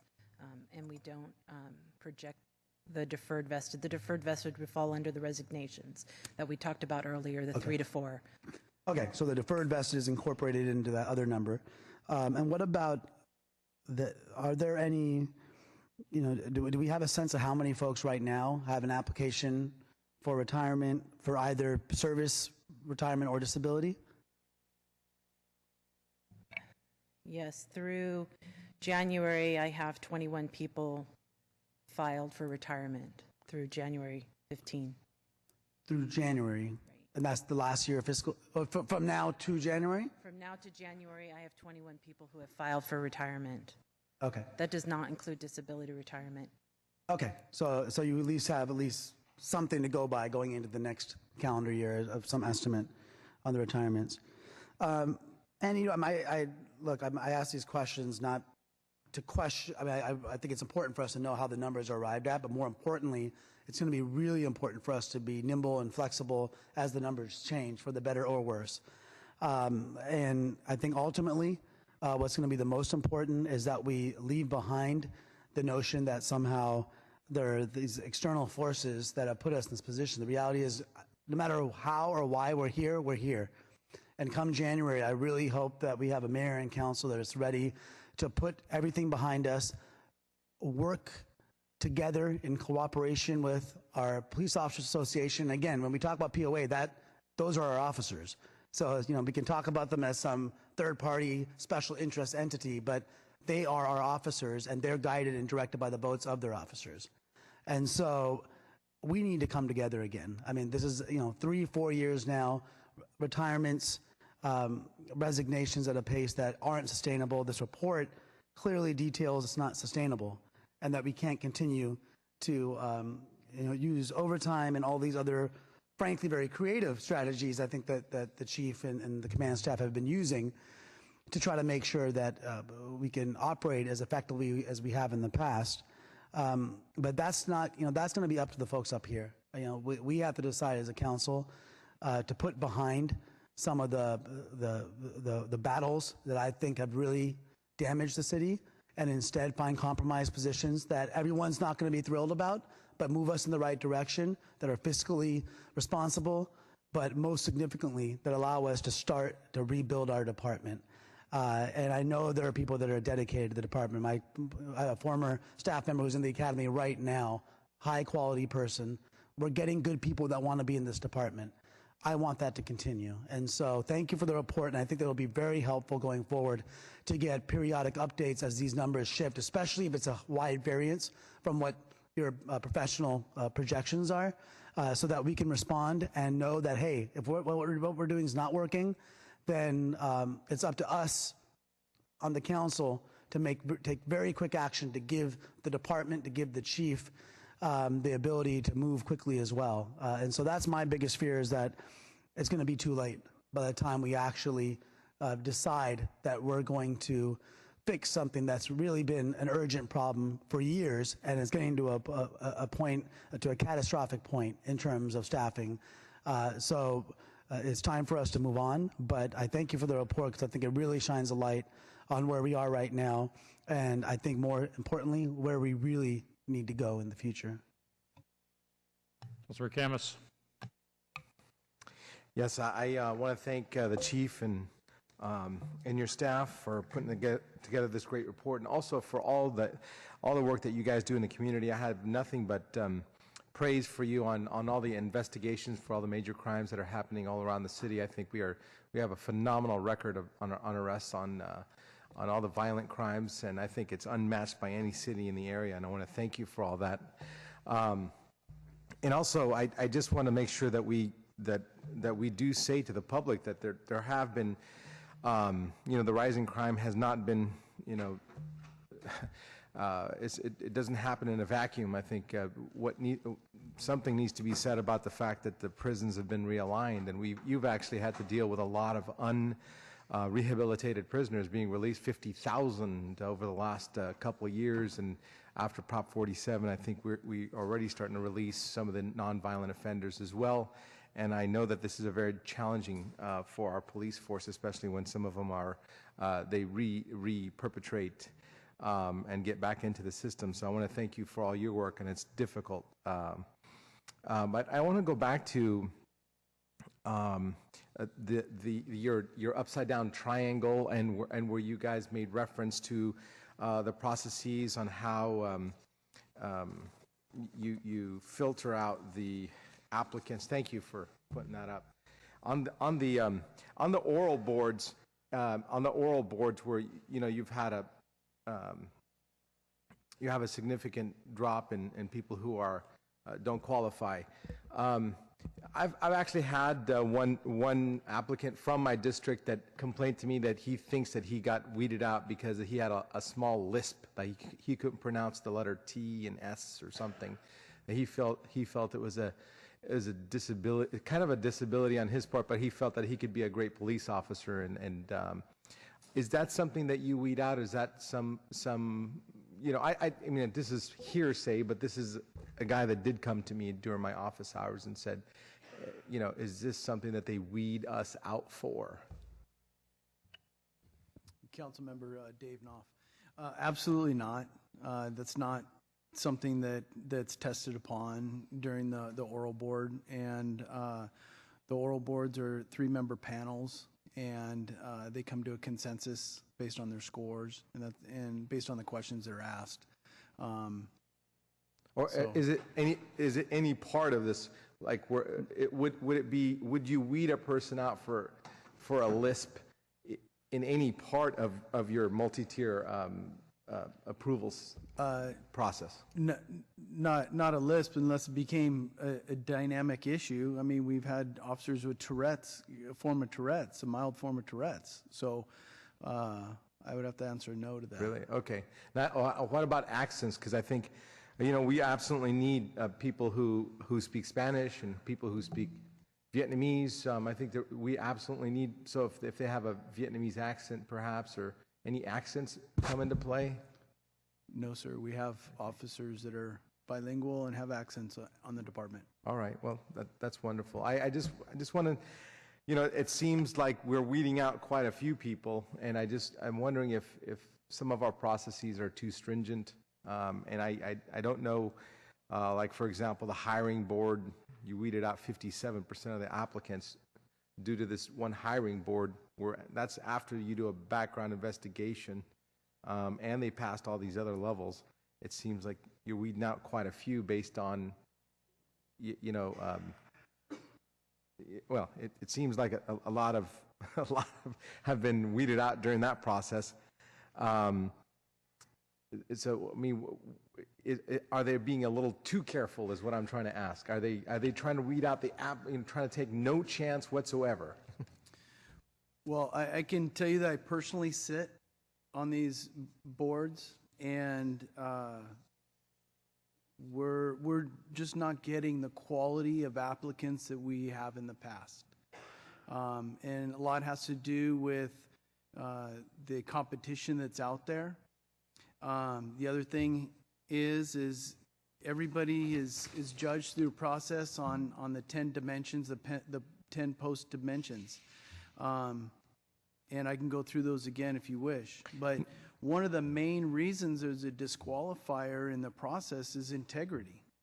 We're seeing a lot of integrity issues, and I'm sorry, but I'm just not going to lower the standards for those individuals in our department. Well, I wouldn't expect you to weed out people for integrity. That wouldn't be my purpose. But perhaps if they didn't do well on a written exam, or very well on an oral exam, whether or not they could be told to go to a seminar and do better. Like, for example, if you provide a seminar for the oral boards, but if they don't participate, would you, like, for example, tell them to go back and take the oral exam seminar so that they could reapply? Absolutely. In fact, they have to wait. If they don't pass the written test the first time, they just have to wait 30 days and they can take it again. Okay. And they can contact our recruiting unit and talk to recruiters about it. They can attend a seminar that's offered to them, and they can reapply. Just because they don't make it the first time, there's plenty of people that don't make it through the first time that reapply. Well, that's good. That's good to hear. I'm mainly concerned about weeding out some of the people who. I mean, I don't really care if a police officer has the best spelling in the world. I care about their integrity, as you say, and their willingness to protect the public. And if he can't spell somebody's name on a ticket, that's not something huge that I would think of. But one other thing is when you're weeding people out for drugs, I think that's one of the things that you had stated. Are you weeding them out because of is marijuana one of the drugs that you weed out people for? That's one of the things we look at. There's some things we can't talk about in as far as the disqualification process. And I'll just kind of leave it at that. But we look at marijuana, we look at all different types of scheduled drugs. And what I'm trying to say here is, our president had tried marijuana before, and I don't know that, are we weeding out potentially highly qualified people if they had smoked a joint in high school or something, is what I'm trying to ask. If they had admitted to doing so. Well, that would certainly come out in their background, I would hope, unless they lied about it, and then they have an integrity issue. But, I don't want to really get into, how many times they smoked marijuana or didn't smoke marijuana. We have a standard that we've set for our department. The standard, it works for us, and we're not going to lower that standard. We continue to evaluate those standards, but at this point, those are the standards that we hold. All right. Well, I want to ask you for specifics, especially since I didn't, I don't mean to divulge any, proprietary secrets here, but I just was hoping that, we've actually almost delegalized marijuana almost completely here. And if that's something that we're going to, if somebody tried something in high school or college, and if we're weeding them out for that, I was just hoping that something can be, done with that so we can attract more officers. My last question is, I noticed that you're going out to a lot of community affairs and events to attract people, and NAACP, Indian Heritage. I didn't see anything in the Vietnamese community. I think that we have a huge Vietnamese population here, and also the Hispanic community. I didn't see anything at least on your report, and I'm wondering if we do attend, cultural affairs from the Hispanic community and the Vietnamese community. Absolutely. Last year, we attended 104 different events throughout the year. That was just a snapshot of the different things that we do attend. More than welcome to discuss them offline with you if you want, but as an example, the Tet Festival last year, we had a booth up there for 2 days that we attended. Wonderful. Again, I want to thank all of you for your work. I know it's been hard going through cuts and all the things that we've been going through, and I want to commend the police department for all its work in our community, and thank you for this report. Councilmember Herrera. Thank you, Mayor. I want to thank Chief Esquivel and Chief Garcia, Chief Morosic, Chief No, everyone in the command staff and the police department for the wonderful work that you do every single day. Chief, since you brought up my district, it always seems to get brought up when we talk about these reports. I just want to highlight some of the positive things that have happened in District 8, and I especially want to call out positive feedback for Foothill Division and our Captain Michael Knox. Also our crime prevention specialists, Sandra Avila and Sandra Garcia. These folks have made an incredible difference in dealing with some really tough situations in my district. In September, we had 95 burglaries, which was a real high point, and it caused a lot of concern in the community. I think we had a group of community folks that came to council. I was ill that night, wasn't here, but people were very, very concerned about it. And Captain Knox got to work and figured out how to deploy some additional resources, including the TABS unit, turning that in from just truancy abatement, burglary suppression, to burglary suppression all the time, and still working on that out there. And just really worked with the community. I've done 7 public safety community forums, 4 crime prevention meetings, 2 coffee chats. We get together with the police captain, and we do coffee with the council member and the captain. 41 neighborhood watches that I personally attended, and many others that I wasn't able to attend. And, you know, these things are making a difference out in our community. And so when we look at October burglary rate, it's down to 45. Now, that doesn't mean it's gone. I don't want anybody to think that I'm that naive, but it shows real work, and it shows that in September, because of that relationship between the captain and the community and our sergeants and our police officers, we were able to make some arrests out there, and some of the burglars that were doing their burglaries out in the community were apprehended. And of course, a couple of groups of burglars. And what that did, of course, is prevent other burglaries from being committed out in Evergreen or wherever else they might have gone, and it solved some crimes. And the solve rate, from what I understand, I do have a question. I have a couple questions after what I'm talking about here, but solve rate's really important because if we catch the burglars, then they don't continue to commit other crimes. And they typically, from what I understand now from going to so many crime prevention meetings and hearing and talking with police officers, is they continue to do, you know, that's what they do. They go on burglarize. So catching them is really, really important. So I was wondering if someone could speak to that, just the solve rate of burglaries and how important that is.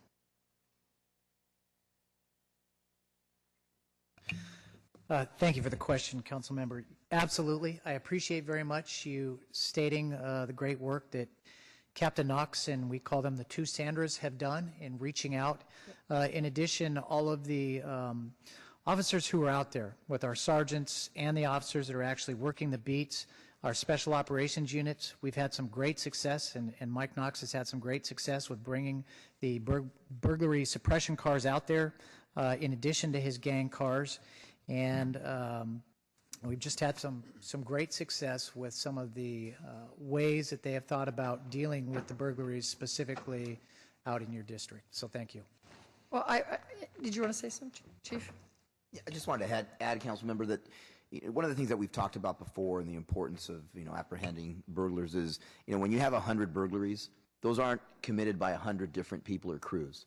So with the exceptional work that Deputy Chief Hober and Captain Knox have done, every time you arrest one burglar or one crew, you're in essence clearing multiple cases. And so we have to look at it in those ways as opposed to most, certain other crimes, that specifically when it comes to burglary, you arrest one and you're clearing one, you're clearing multiple cases, and two, you're stopping multiple cases from occurring. So it's a very huge force multiplier.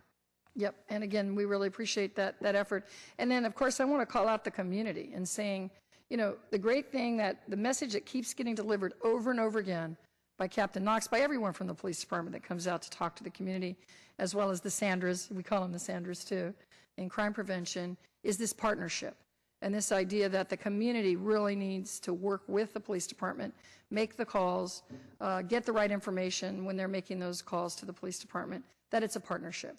And that is the message that's getting communicated over and over again. And so I do think that, at least in my district, from what I've observed, more people are picking up the phone and calling because they are encouraged to over and over again by my office, by your offices, officers.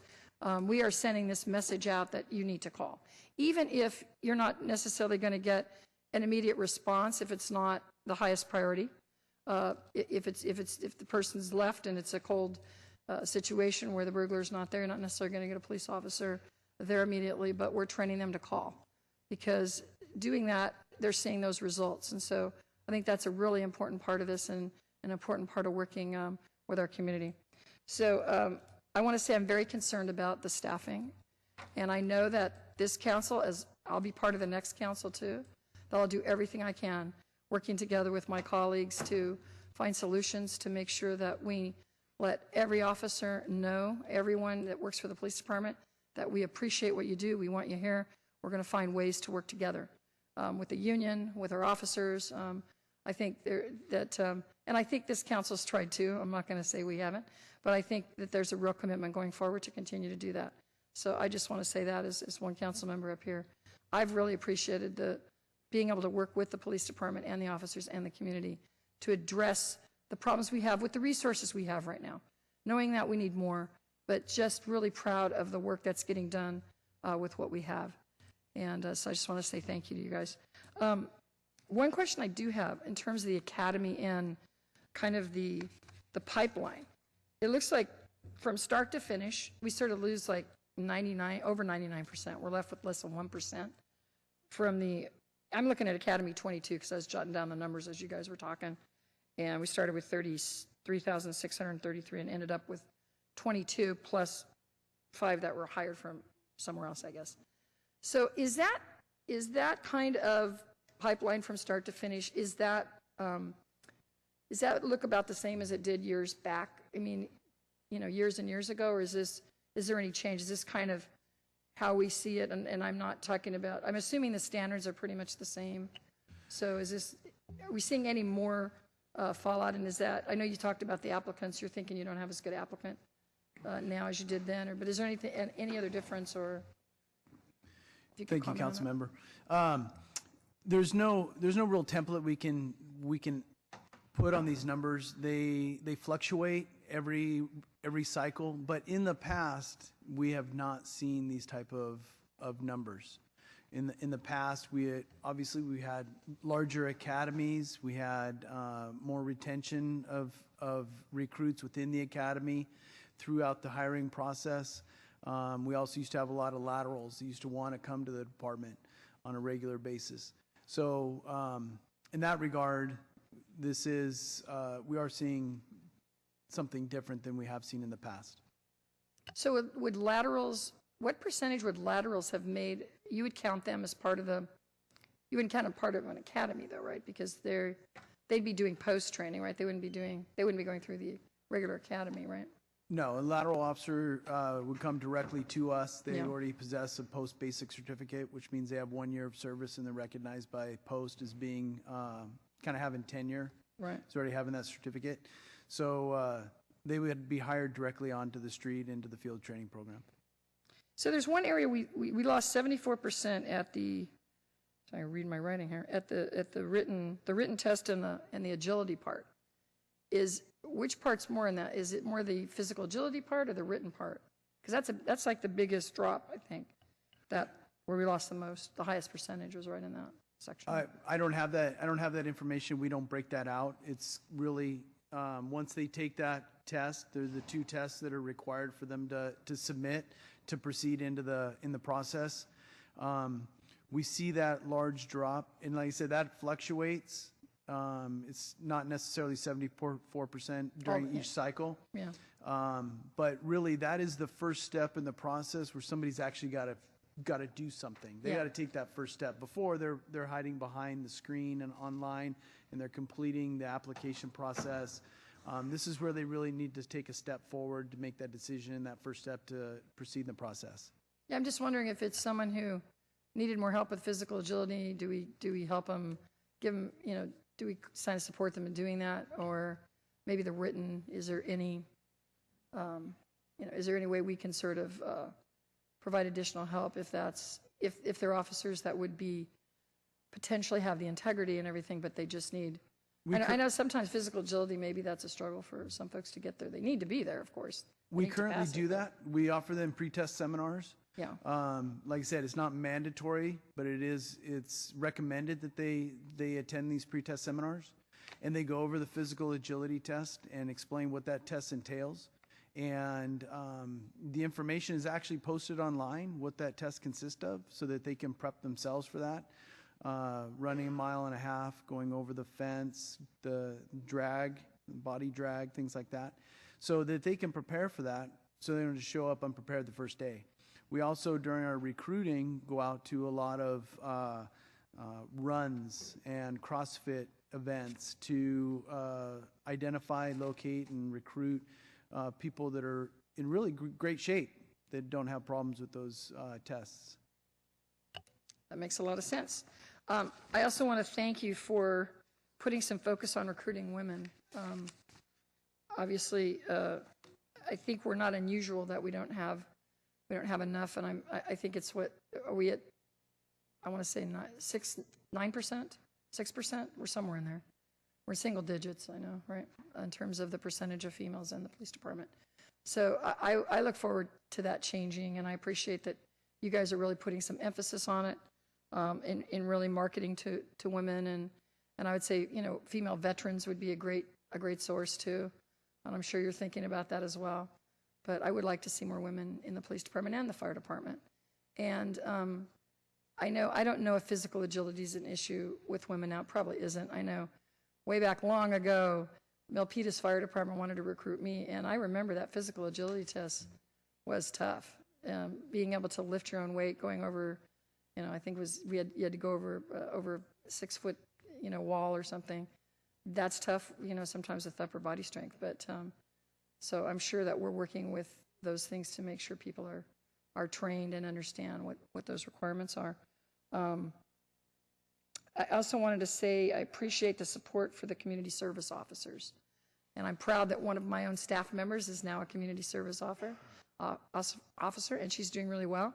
Angie Vasquez, she's out there, and we're very proud. We all went to a graduation, and we're very, very excited about that. But the thing that I really like is I'm hearing back from sergeants and from officers in the field that they appreciate the community service officers, that they are doing what we're intended for them to do, which is to do some of the administrative report taking, which then allows our sworn officers to be able to perform other jobs. So really appreciate the support there, and I'm glad that's working out and hope to see that expanded. And in general, thank you for the great job you guys are doing. Appreciate it. Councilmember Oliverio. Thank you, Mayor Reed. Gentlemen and ladies and gentlemen, thank you very much, all my colleagues and the police department staff. I wanted to go back to the question of laterals. It's very well apparent that you're not going to gain the numbers through academies with the other things going on. And I heard the comments that they may not be, those people may not be seeking those positions as they had historically in the past. But I'm curious, what is it that can induce that? I believe Councilmember Constant spoke about this in the past, about offering incentives, ones that would be paid out over time. And I'd like to hear whether it's, I think I'd like to hear directly from the chief on that one and hear what your thoughts are. Well, yeah, I mean, we'd love to have laterals. As a matter of fact, not only laterals, but it'd be great to have some of the officers that have left to come back. So with that, I mean, there are what is it you need to make that happen? Well, in terms of probably the compensation packages as to what's offered currently, probably not only their agency that they may be leaving, but as to what we offer in terms of how that looks. Because, I mean, obviously, there's really no comparison, I think, between us and a smaller agency and the ability for them to move laterally and upwardly. So the work dynamic is quite a bit different, and their opportunities are a lot different, but it's just that package as to what attracts them here. So what could that package comprise? Well, I don't know if I can answer that now, other than at some point to find out exactly what, and it's got to be probably not only the pay and things that we've talked about, whether disability, all the things that really affect us now. So it's a combination really of those things that affect us now that obviously that would attract the laterals as well. If you're going to narrow it down just to cash compensation, what do you believe that number should be? Again, here's a lateral. I work in a different department. I've already received my post-training. I'm qualified, coming from whatever city in California. Well, what do you think? Do you think $50,000, $10,000 paid out every single year for 5 years until we're able to, you know? I'm not sure what the number is, but you know, when we talk about those as well, we just also got to consider the officers that have stayed here in terms of what they've done for us in terms of their ability to stay through some of the hard times, and whether compensation is not only given to laterals to attract them, but obviously to the officers, again, that have been here. But I think Chief Garcia had something to add, just to add to that as well. Council members, some of the information we've gotten anecdotally when we go to recruiting fairs and things of that nature with the laterals also is simply, you know, when you have laterals from local agencies or what have you, you know, coming in from their current retirement system and then coming into the Tier 2 retirement system, and the age at that point is an issue that we've heard from them. The other issue also is the amount that they pay into their retirement compared to net currently, and then coming here, and then that delta, you know, over time. And that's one of the things that we have heard from lateral recruits as to why they don't feel comfortable. Right. So with that being said, that all comes down to the net paycheck. Yeah. So if you're able to offer the compensation to make that equivalent to any other one, what is that amount? And maybe you can't answer that today. You've said you don't want to answer that, and I understand, man, I have it at your fingertips, but we've been talking about this for a long time, whether it was the study session today or 3 years ago, whether it was Rob Davis when we were going to have all the baby boomers retire, on top of what all the other stuff have happened. But it seems as though that we've been pensive on allowing laterals to come over. And I guess a question for City Attorney, is a package to induce laterals a meet and confer issue with the union? It's compensation, yes. So even if we want to offer a greater incentives for those that have already been trained, we don't have to catch those training costs. They're already qualified, obviously have excellent backgrounding. That would have to be a negotiated thing to achieve. It's a meet and confer issue, yes. Okay. Now, is that on our list to talk about? Whether it's through city manager, police chief, or is this on? Because it should be.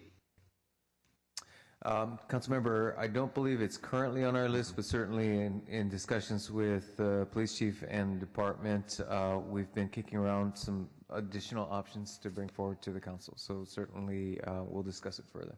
And I know Councilmember Constant just came back from the bathroom, but I know Councilmember Constant has talked about laterals in the past, and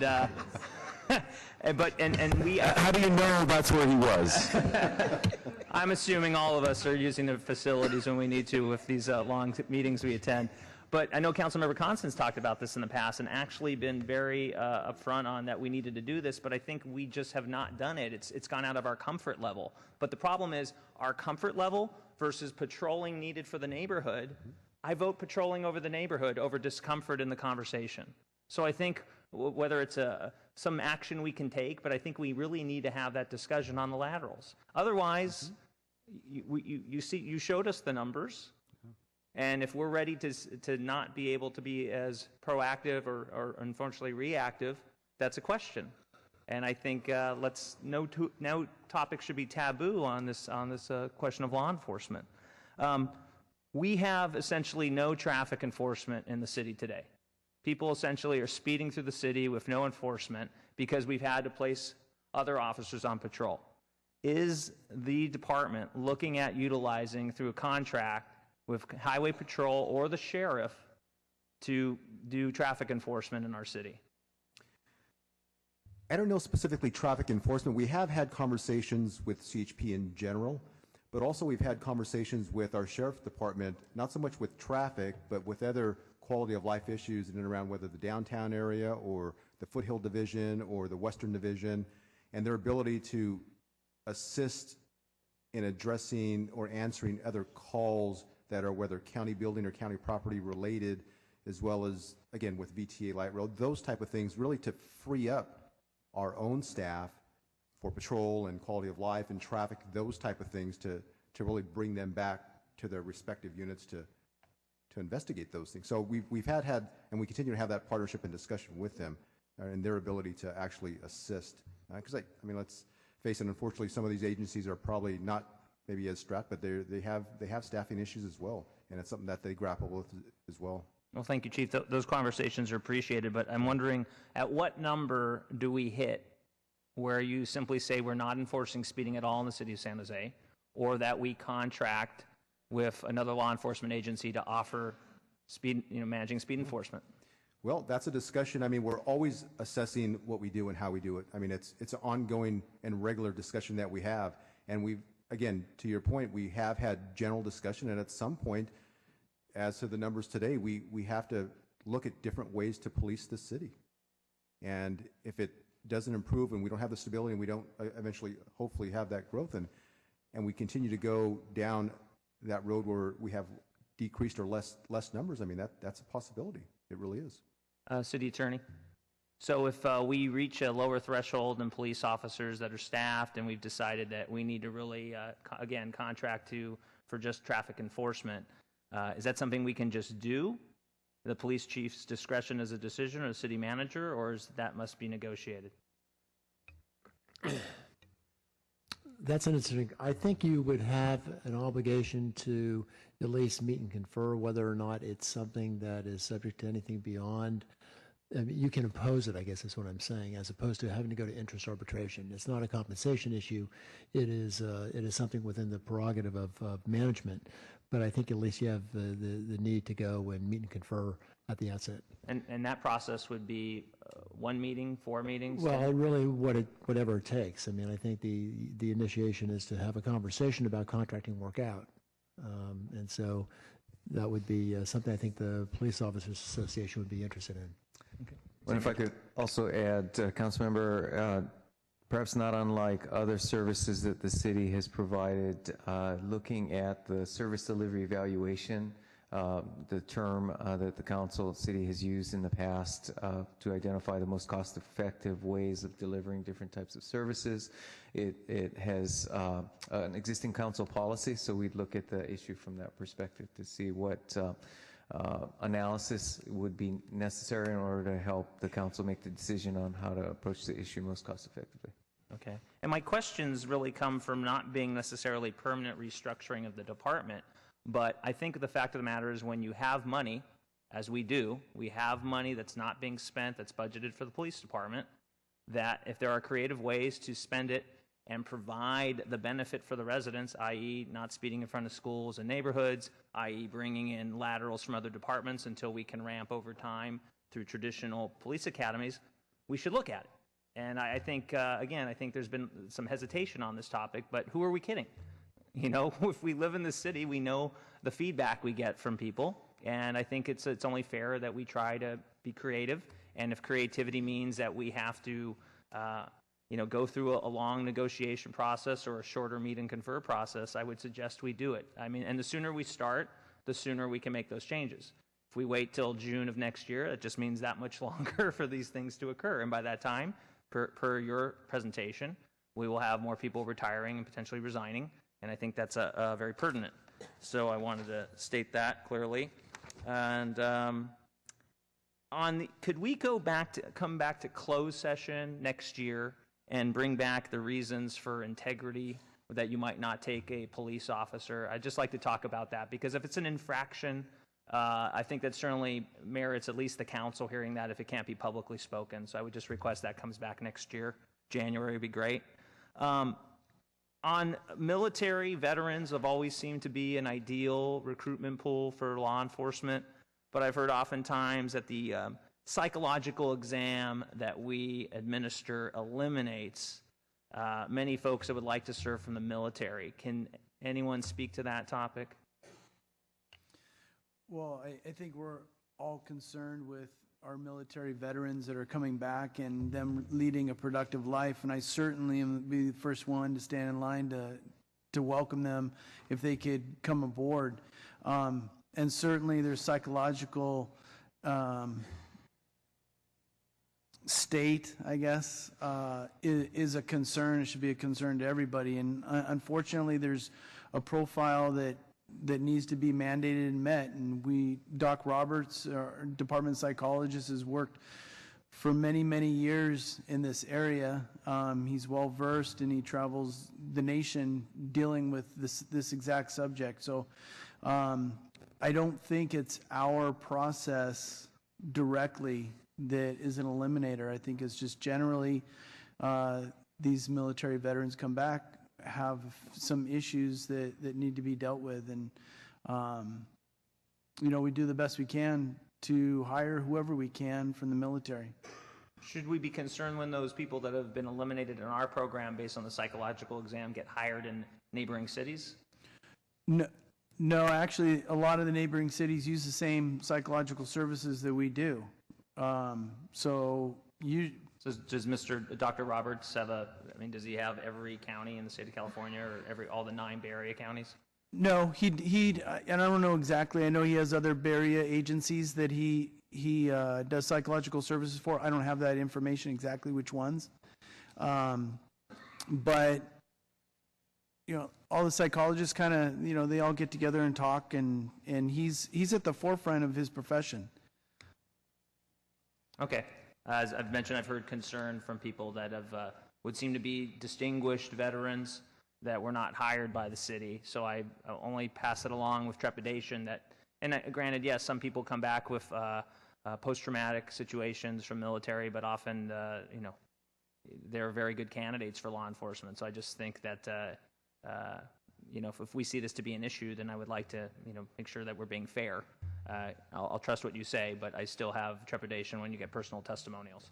On data analytic tools, so if San Jose wanted to be the best police department in the country for data analytic tools, whatever's the best available for all the things, what would that cost us? What do we need to budget so you have the best technology outside of manpower, people power? Thank you, Council Member. I can't give you a number as to what that would be. There's a lot of different ways that police departments currently are using data analytics.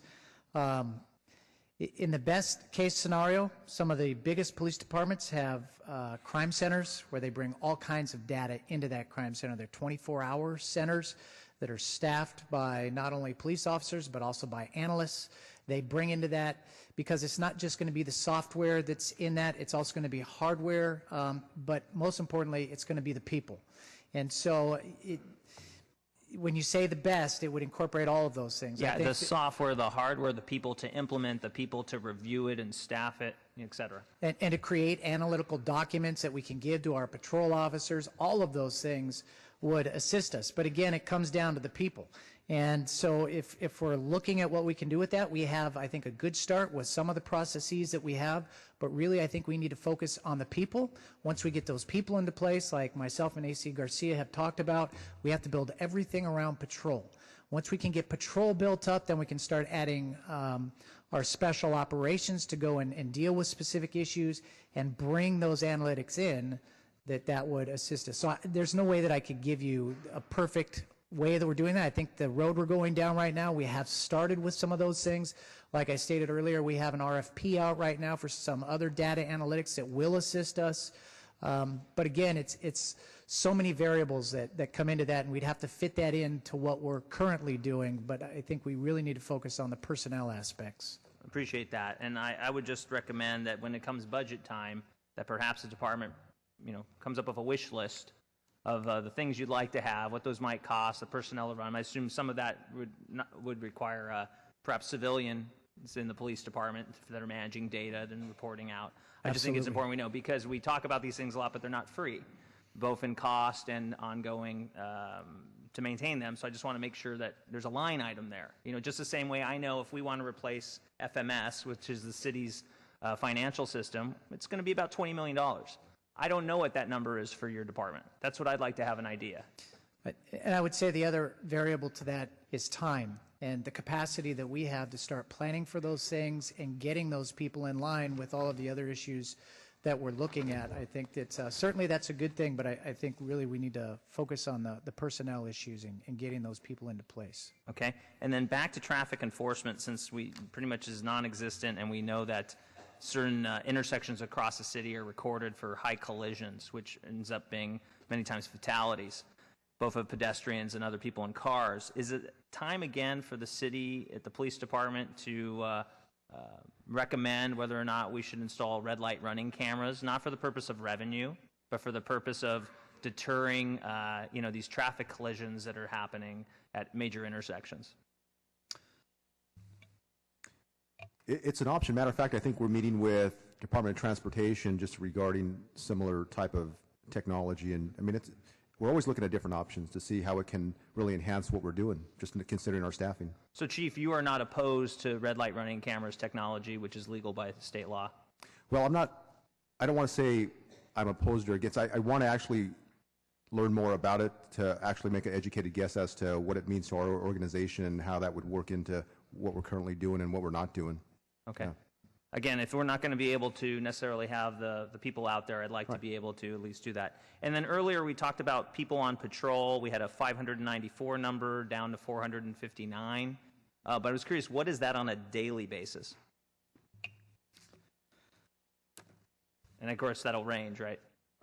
Right. So on a daily basis, we have our mandatory numbers on days, swings, and mids, and I think probably it's around 200 on each day that are working just in patrol beats. And I don't have that number directly in front of me. And we look specifically at different days, have different numbers. And again, that 594 number was from a study that we did with Corona when we were looking at the best ways to deploy our officers, to the 500 number minus the 41 for the pay cars that we actually have assigned to patrol. And again, in building up our patrol force, we used to have cars that we called 9 cars that were extra roving cars.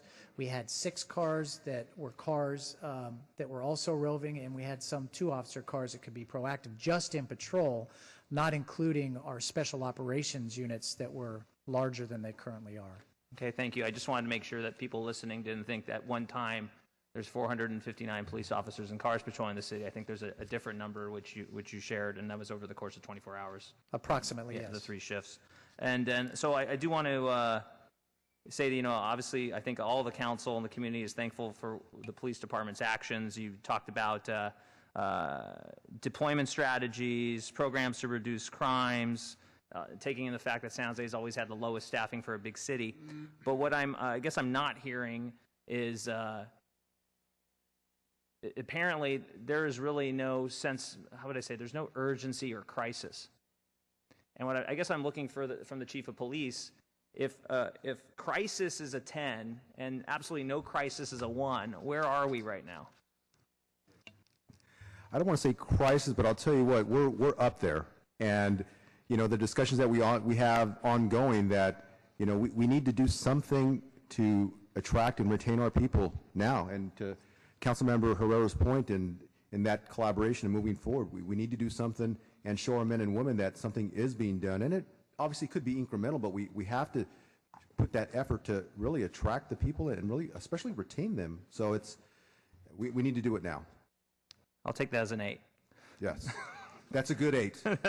No, thank you, Chief. And as we look back at what was the headline today, 1985 was the staffing figure. We had a population in 1985 of 782,000. So we've grown the population by over 200,000 with the same police. Now, I guess that's a question for law enforcement. Is that an adequate number, or do you need to progressively increase with population? My guess is you would want to increase with some level of population. So thank you very kindly. And I also want to thank my colleague, Councilmember Rocha, for presenting a memo to where these questions were posed, to where this came to the council today. So thank you, all my colleagues. Councilmember Rocha. Thank you, Mayor. I'm going to concur with Councilmember Oliverio on a number of points. Not one of those is Councilmember Constant being in the restroom, but the last point he made, the last points he made about looking at other agencies and help. I had suggested this around our enforcement on the cannabis clubs. Traffic enforcement, I think, is a great opportunity. And that's what, he asked a question already about what's it going to take to get us to that, past that conversation. We don't need to decide that today, and again, that doesn't, I don't need to be at the table on that, but I just hope at some point that we're going to establish what that is and when that day is, because again, to another point that Councilmember Oliverio made, which is something I was going to ask, is a sense of urgency, and it feels like, it looks like we're at a sense of urgency, but it doesn't feel like it. But thank you for being very open and honest about your response on where we stand. I have a question about the number of officers and where, there's another presentation I was at, and I was looking for how sworn on disability, sworn on modified duty, sworn on other leaves fits into that number of actual full duty sworn. Because I'm looking at the 962 number we have, but I don't see those other ones represented. And if I missed that, please forgive me. I was trying to get a sense of where we're at.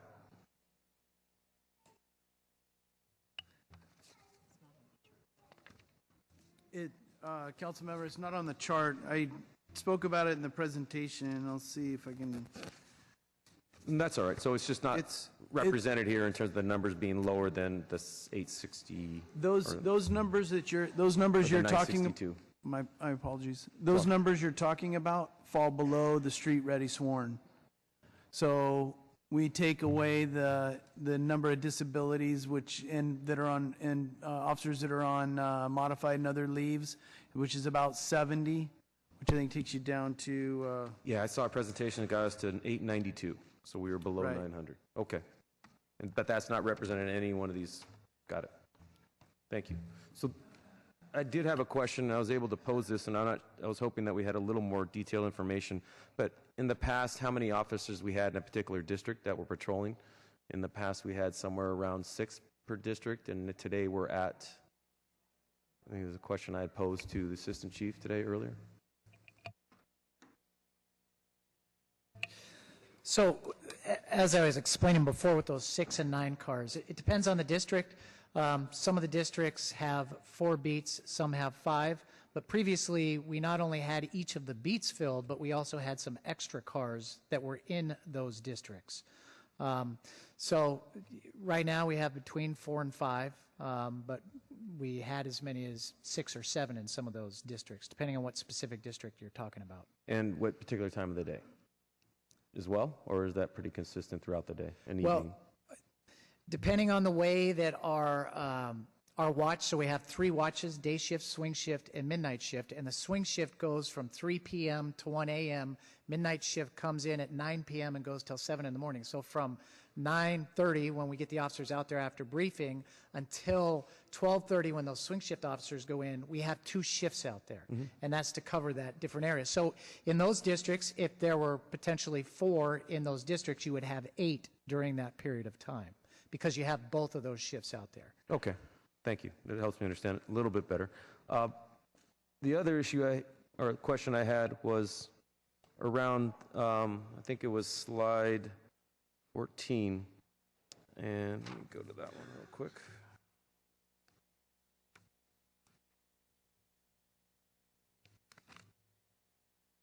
So can you expand a little bit on the last bullet, less resources to investigate lower level crimes? I have a question around how many calls we receive and how many we actually respond to.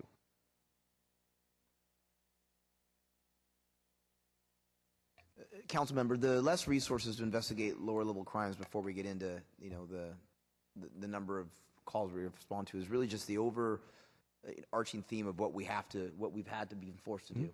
We do the big things very well, but it's the little things that we continue to really try to get to a level that our citizens are used to. And so we have to triage, quite frankly, when you talk about lower level crimes, I mean, that's everything from when it gets to the investigation standpoint to the actual calls for service, that everything is focused around the person crimes and the violent crime. And oftentimes those lower level crimes aren't investigated as quickly as we'd like to, whether it be the crime itself, whether it be the fact that we can't investigate prostitution, copper theft, or some other things as quickly as we'd like to because those other units and those other specialized units are focusing on the violent crime. So how many calls do we respond to out of the ones we receive? Do we know that number? Or is that not something we report? I'm sorry, can you repeat your question? Out of how many calls we receive, how many do we respond to?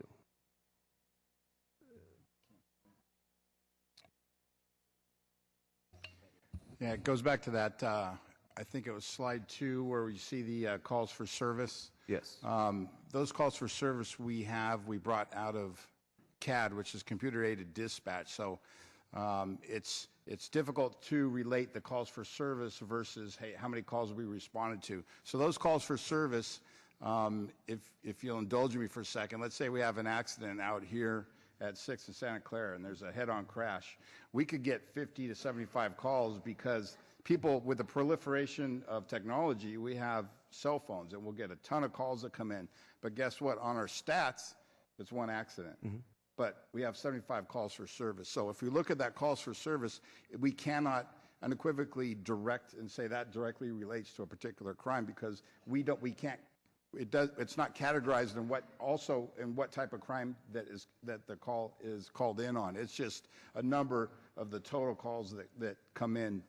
So hopefully that sheds a little bit of light on the calls for service. It's just a workload for dispatchers, which is quite different from our UCR stats, which really kind of tells us, hey, crime has been about the same over the last several years. Even though calls for service has gone up, we don't have a ton more arrests. In fact, we've seen a little bit of a decrease. So we can't correlate the calls for service like you would intuitively think directly with the number of crimes that occur. What if you use the number for incidents as opposed to calls for service? Any different? Yeah, it would be quite different. The calls for service would be much higher. We don't have that tracked. You can't quantify that today, and that's what I was trying to get a sense of. And it's not necessary. We can talk about that offline, and maybe a follow-up meeting is better given the time. But it's just related to some of the anecdotal comments or opinions that I hear either from my colleagues or folks in the community. And I can't tell you the difference when I first started, 2010 to today, of folks when they have an issue, whether it's a quality of life issue or a small burglary, so to speak, that they've made a claim that they don't call it in. Whether it's our car got broken into, I didn't call it in. The police chief Police Chief Moore gave me a good tongue lashing on that one. My son's bike got stolen at a park. Do we bother to call that one in? Not likely we're going to be able to respond to it. Neighbors have talked about quality of life issues. Somebody's at a park, they're drinking alcohol, looks like minors, or somebody's using drugs at a park. They've called, nobody ever responds to. The next 3 or 4 or 5 or 6 or 7 or 8 times, they eventually stop making those phone calls. So I'm a little confused when some of my colleagues suggest that they've heard differently. I've heard quite the opposite. But again, this has nothing to do with your performance. It has to do with our performance, the amount of staffing you have to do your job. That's what I'm trying to get at, is understand how this all fits and what can we do differently to help you do your job. And that's why I'm asking these questions, and that's why I'd asked for this item to be presented to the council. I have a question on slide 15 where it talks about impacts of deployment strategies and the mandatory overtime issue. So I'm trying to weigh the benefits and the costs that we might have on our police force about mandatory overtime. And are we going to maybe lose more than we gain? I know we might be in a position where we don't have a choice. But what I don't want to do also is lose more officers to other jurisdictions where they may not be doing this, where their quality of life as an officer allows them some time at home. And I'm hoping, not hoping, I have faith that you folks are having that discussion internally. But looking at that and these potential impacts and our ability to respond to the lesser crimes and, to Councilmember Oliveri's point, again, the sense of urgency. And I know you need management, whether that's the city manager's office or this mayor and council, to step up and support you in that effort.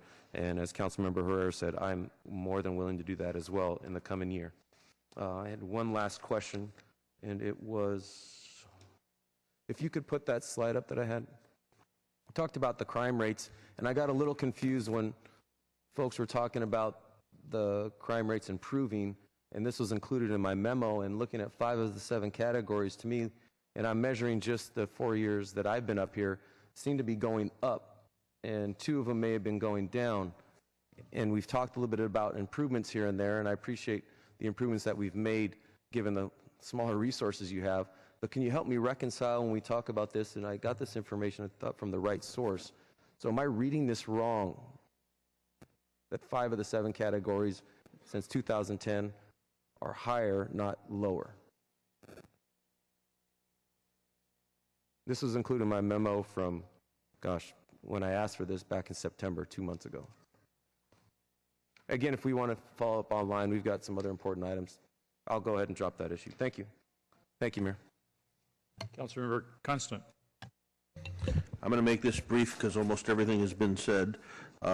First, in relation, when Pierluigi was asking about the incentive programs for laterals or direct entries, and the comment was made hasn't been on our list. I just wanted to remind everyone the council gave that direction a long time ago, so it should be on the list. It was a memo authored by Mayor-elect Liccardo and I, and I really think that needs to be dusted off and found. It needs to be on the list because it's been a long time since we gave that direction.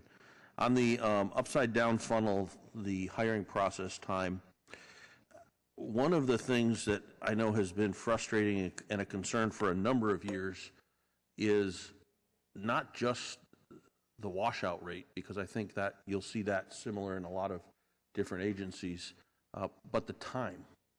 And I know we've heard recently and we've heard in the past that there are people who we get to who have already been hired somewhere else. And this time span from the top to bottom, I think, is far longer than most people realize.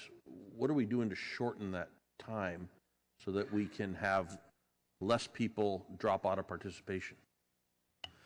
So in moving to a continuous hiring process and with the 3A police academies, we've effectively shortened that time from up to 17 to 18 months in time that people are waiting around on the list to really as quick as 4 to 6 months. And it's really driven by how motivated the candidate is to get all their information done, to go out and get that written and physical agility done, to get the background packet completed so that they can get assigned out to a background. So really, it's really cut the time down considerably. And how much are we doing now with people who just barely don't make it? I know in the past we used to encourage them to take certain steps to prepare themselves to come back through the process. I know one particular applicant who sprained an ankle or had some sort of leg injury during the physical agility, and they were from out of the area, but then they were never followed up with from us saying, do you still want to apply?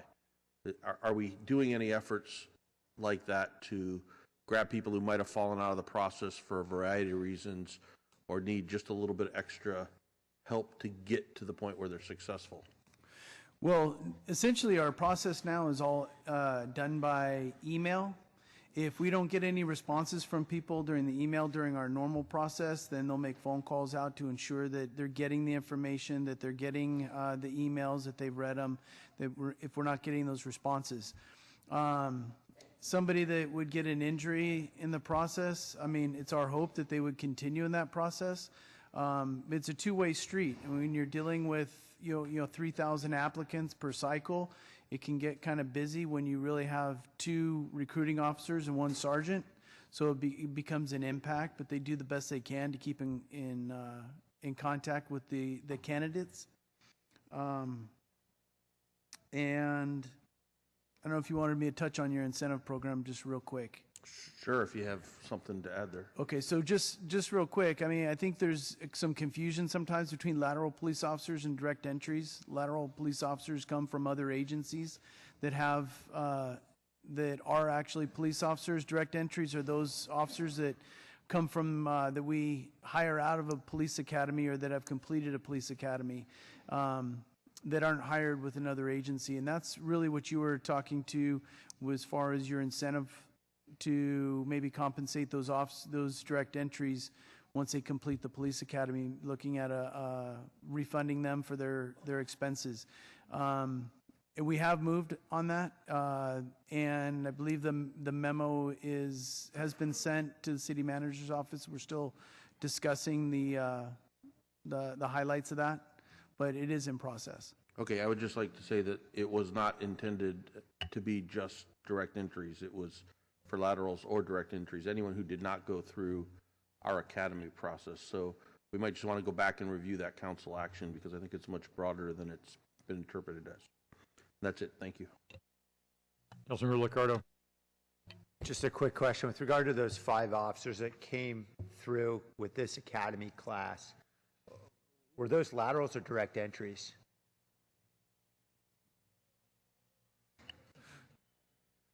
Or both? No, those were all direct entries. They were? Okay. Yes. We did hire, we did have one lateral that came through, but he didn't make the process. Okay. And so those 5, are they typically coming from the same school, the same academy, or are they from anywhere? They come from various locations, usually the Bay Area. Right. But they're not like all from South Bay. Some might be San Mateo Police Academy. Great. Thanks, Dave. I wanted to just talk about money for a little bit. I've got a slide that I want to get put up on the overhead. So the council budgeted and set aside $10 million in this year's budget and another $3 million at the mid-year budget. So we have $13 million we've set aside to deal with police staffing issues, which may sound like a lot of money, and certainly $13 million is a lot of money, but it's not nearly enough to do substantial increases in our authorized staffing. So this graphic here shows the last 10 years where even though we increased the budget by $88 million a year, and that's for every year going forward, we still have less people working for the department than we had 10 years ago. And the costs have gone up. We've had to cope with that, and the department's done a great job of managing the resources despite the declining staffing.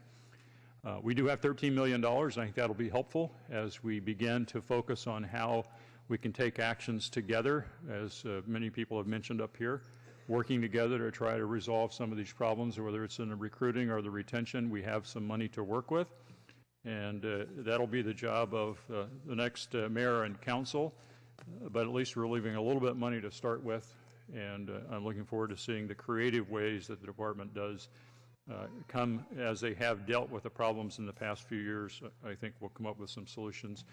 We do need to get back to the bargaining table with the Police Officers Association. We haven't been at the bargaining table since about June, and they certainly have to be a player in the solutions. But I'm optimistic that we will see that. I understand we're going to probably have a meeting next week to begin the process of trying to get on the same page with the solutions to some of these problems. I do have a couple requests to speak. We'll take comments on this item before we move on, but just let me say, for everybody here, as you can see, we have a big crowd. A lot of people are going to want to speak, so I am limiting comments on all items to 1 minute per person this evening because we want to make sure everybody gets a chance to speak that wants to. On this particular item, we have 2 requests to speak. We'll take those now. Russ Signorino and Aurelia Sanchez. Come on down. Aurelia, you can go first because I think you're going to get down here first.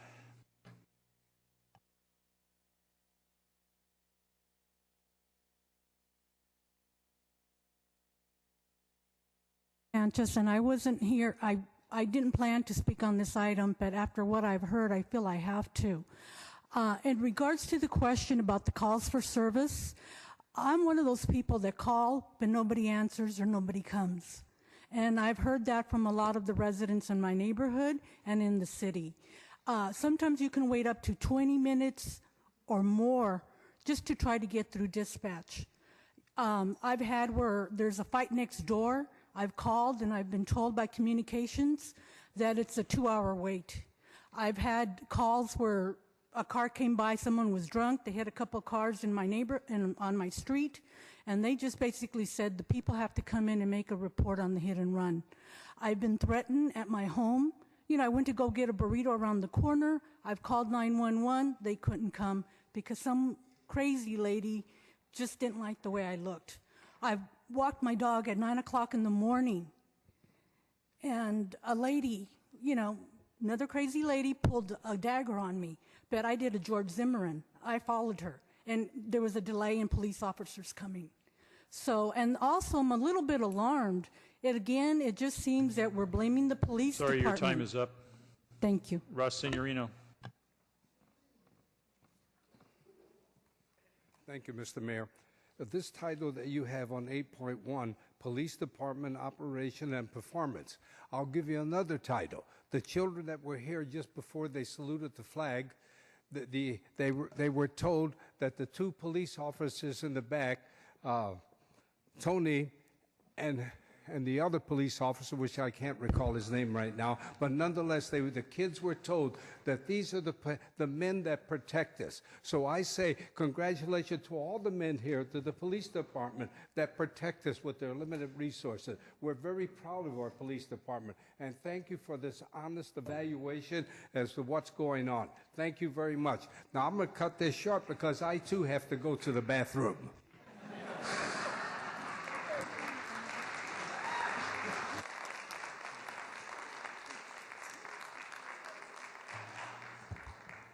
Chief, I'm going to let you get the last word. This is a study session. We're not here to take any action. We're certainly not going to give you any direction, but I'm going to let the chief close this out. Thank you, Mr. Mayor. I just want to say thank you, Councilman Rocha, for the actual memo that actually spurred this in terms of the written response, and then couple with and supplement this discussion, because it's stuff that we've discussed before, but it needs to be brought together and understanding where we're at. And please don't misconstrue as to the sense of urgency or lack of it, because there is definitely a sense of urgency for all of us, for our men and women, for the community that we serve. So, and I know you understand that, so it's important for all of us, and really moving forward with that open dialogue and the communication with not only the union, but amongst ourselves, the stakeholders, to improve the quality of life for our citizens. So again, thank you for listening to us. Thank you, Chief, and thanks to the department for all the great work you've heard about here today. All right, that concludes item 8.1. So let me just let everybody know where we are in the agenda. We have a couple more items we will take up here now regarding North San Jose, and then we will take up item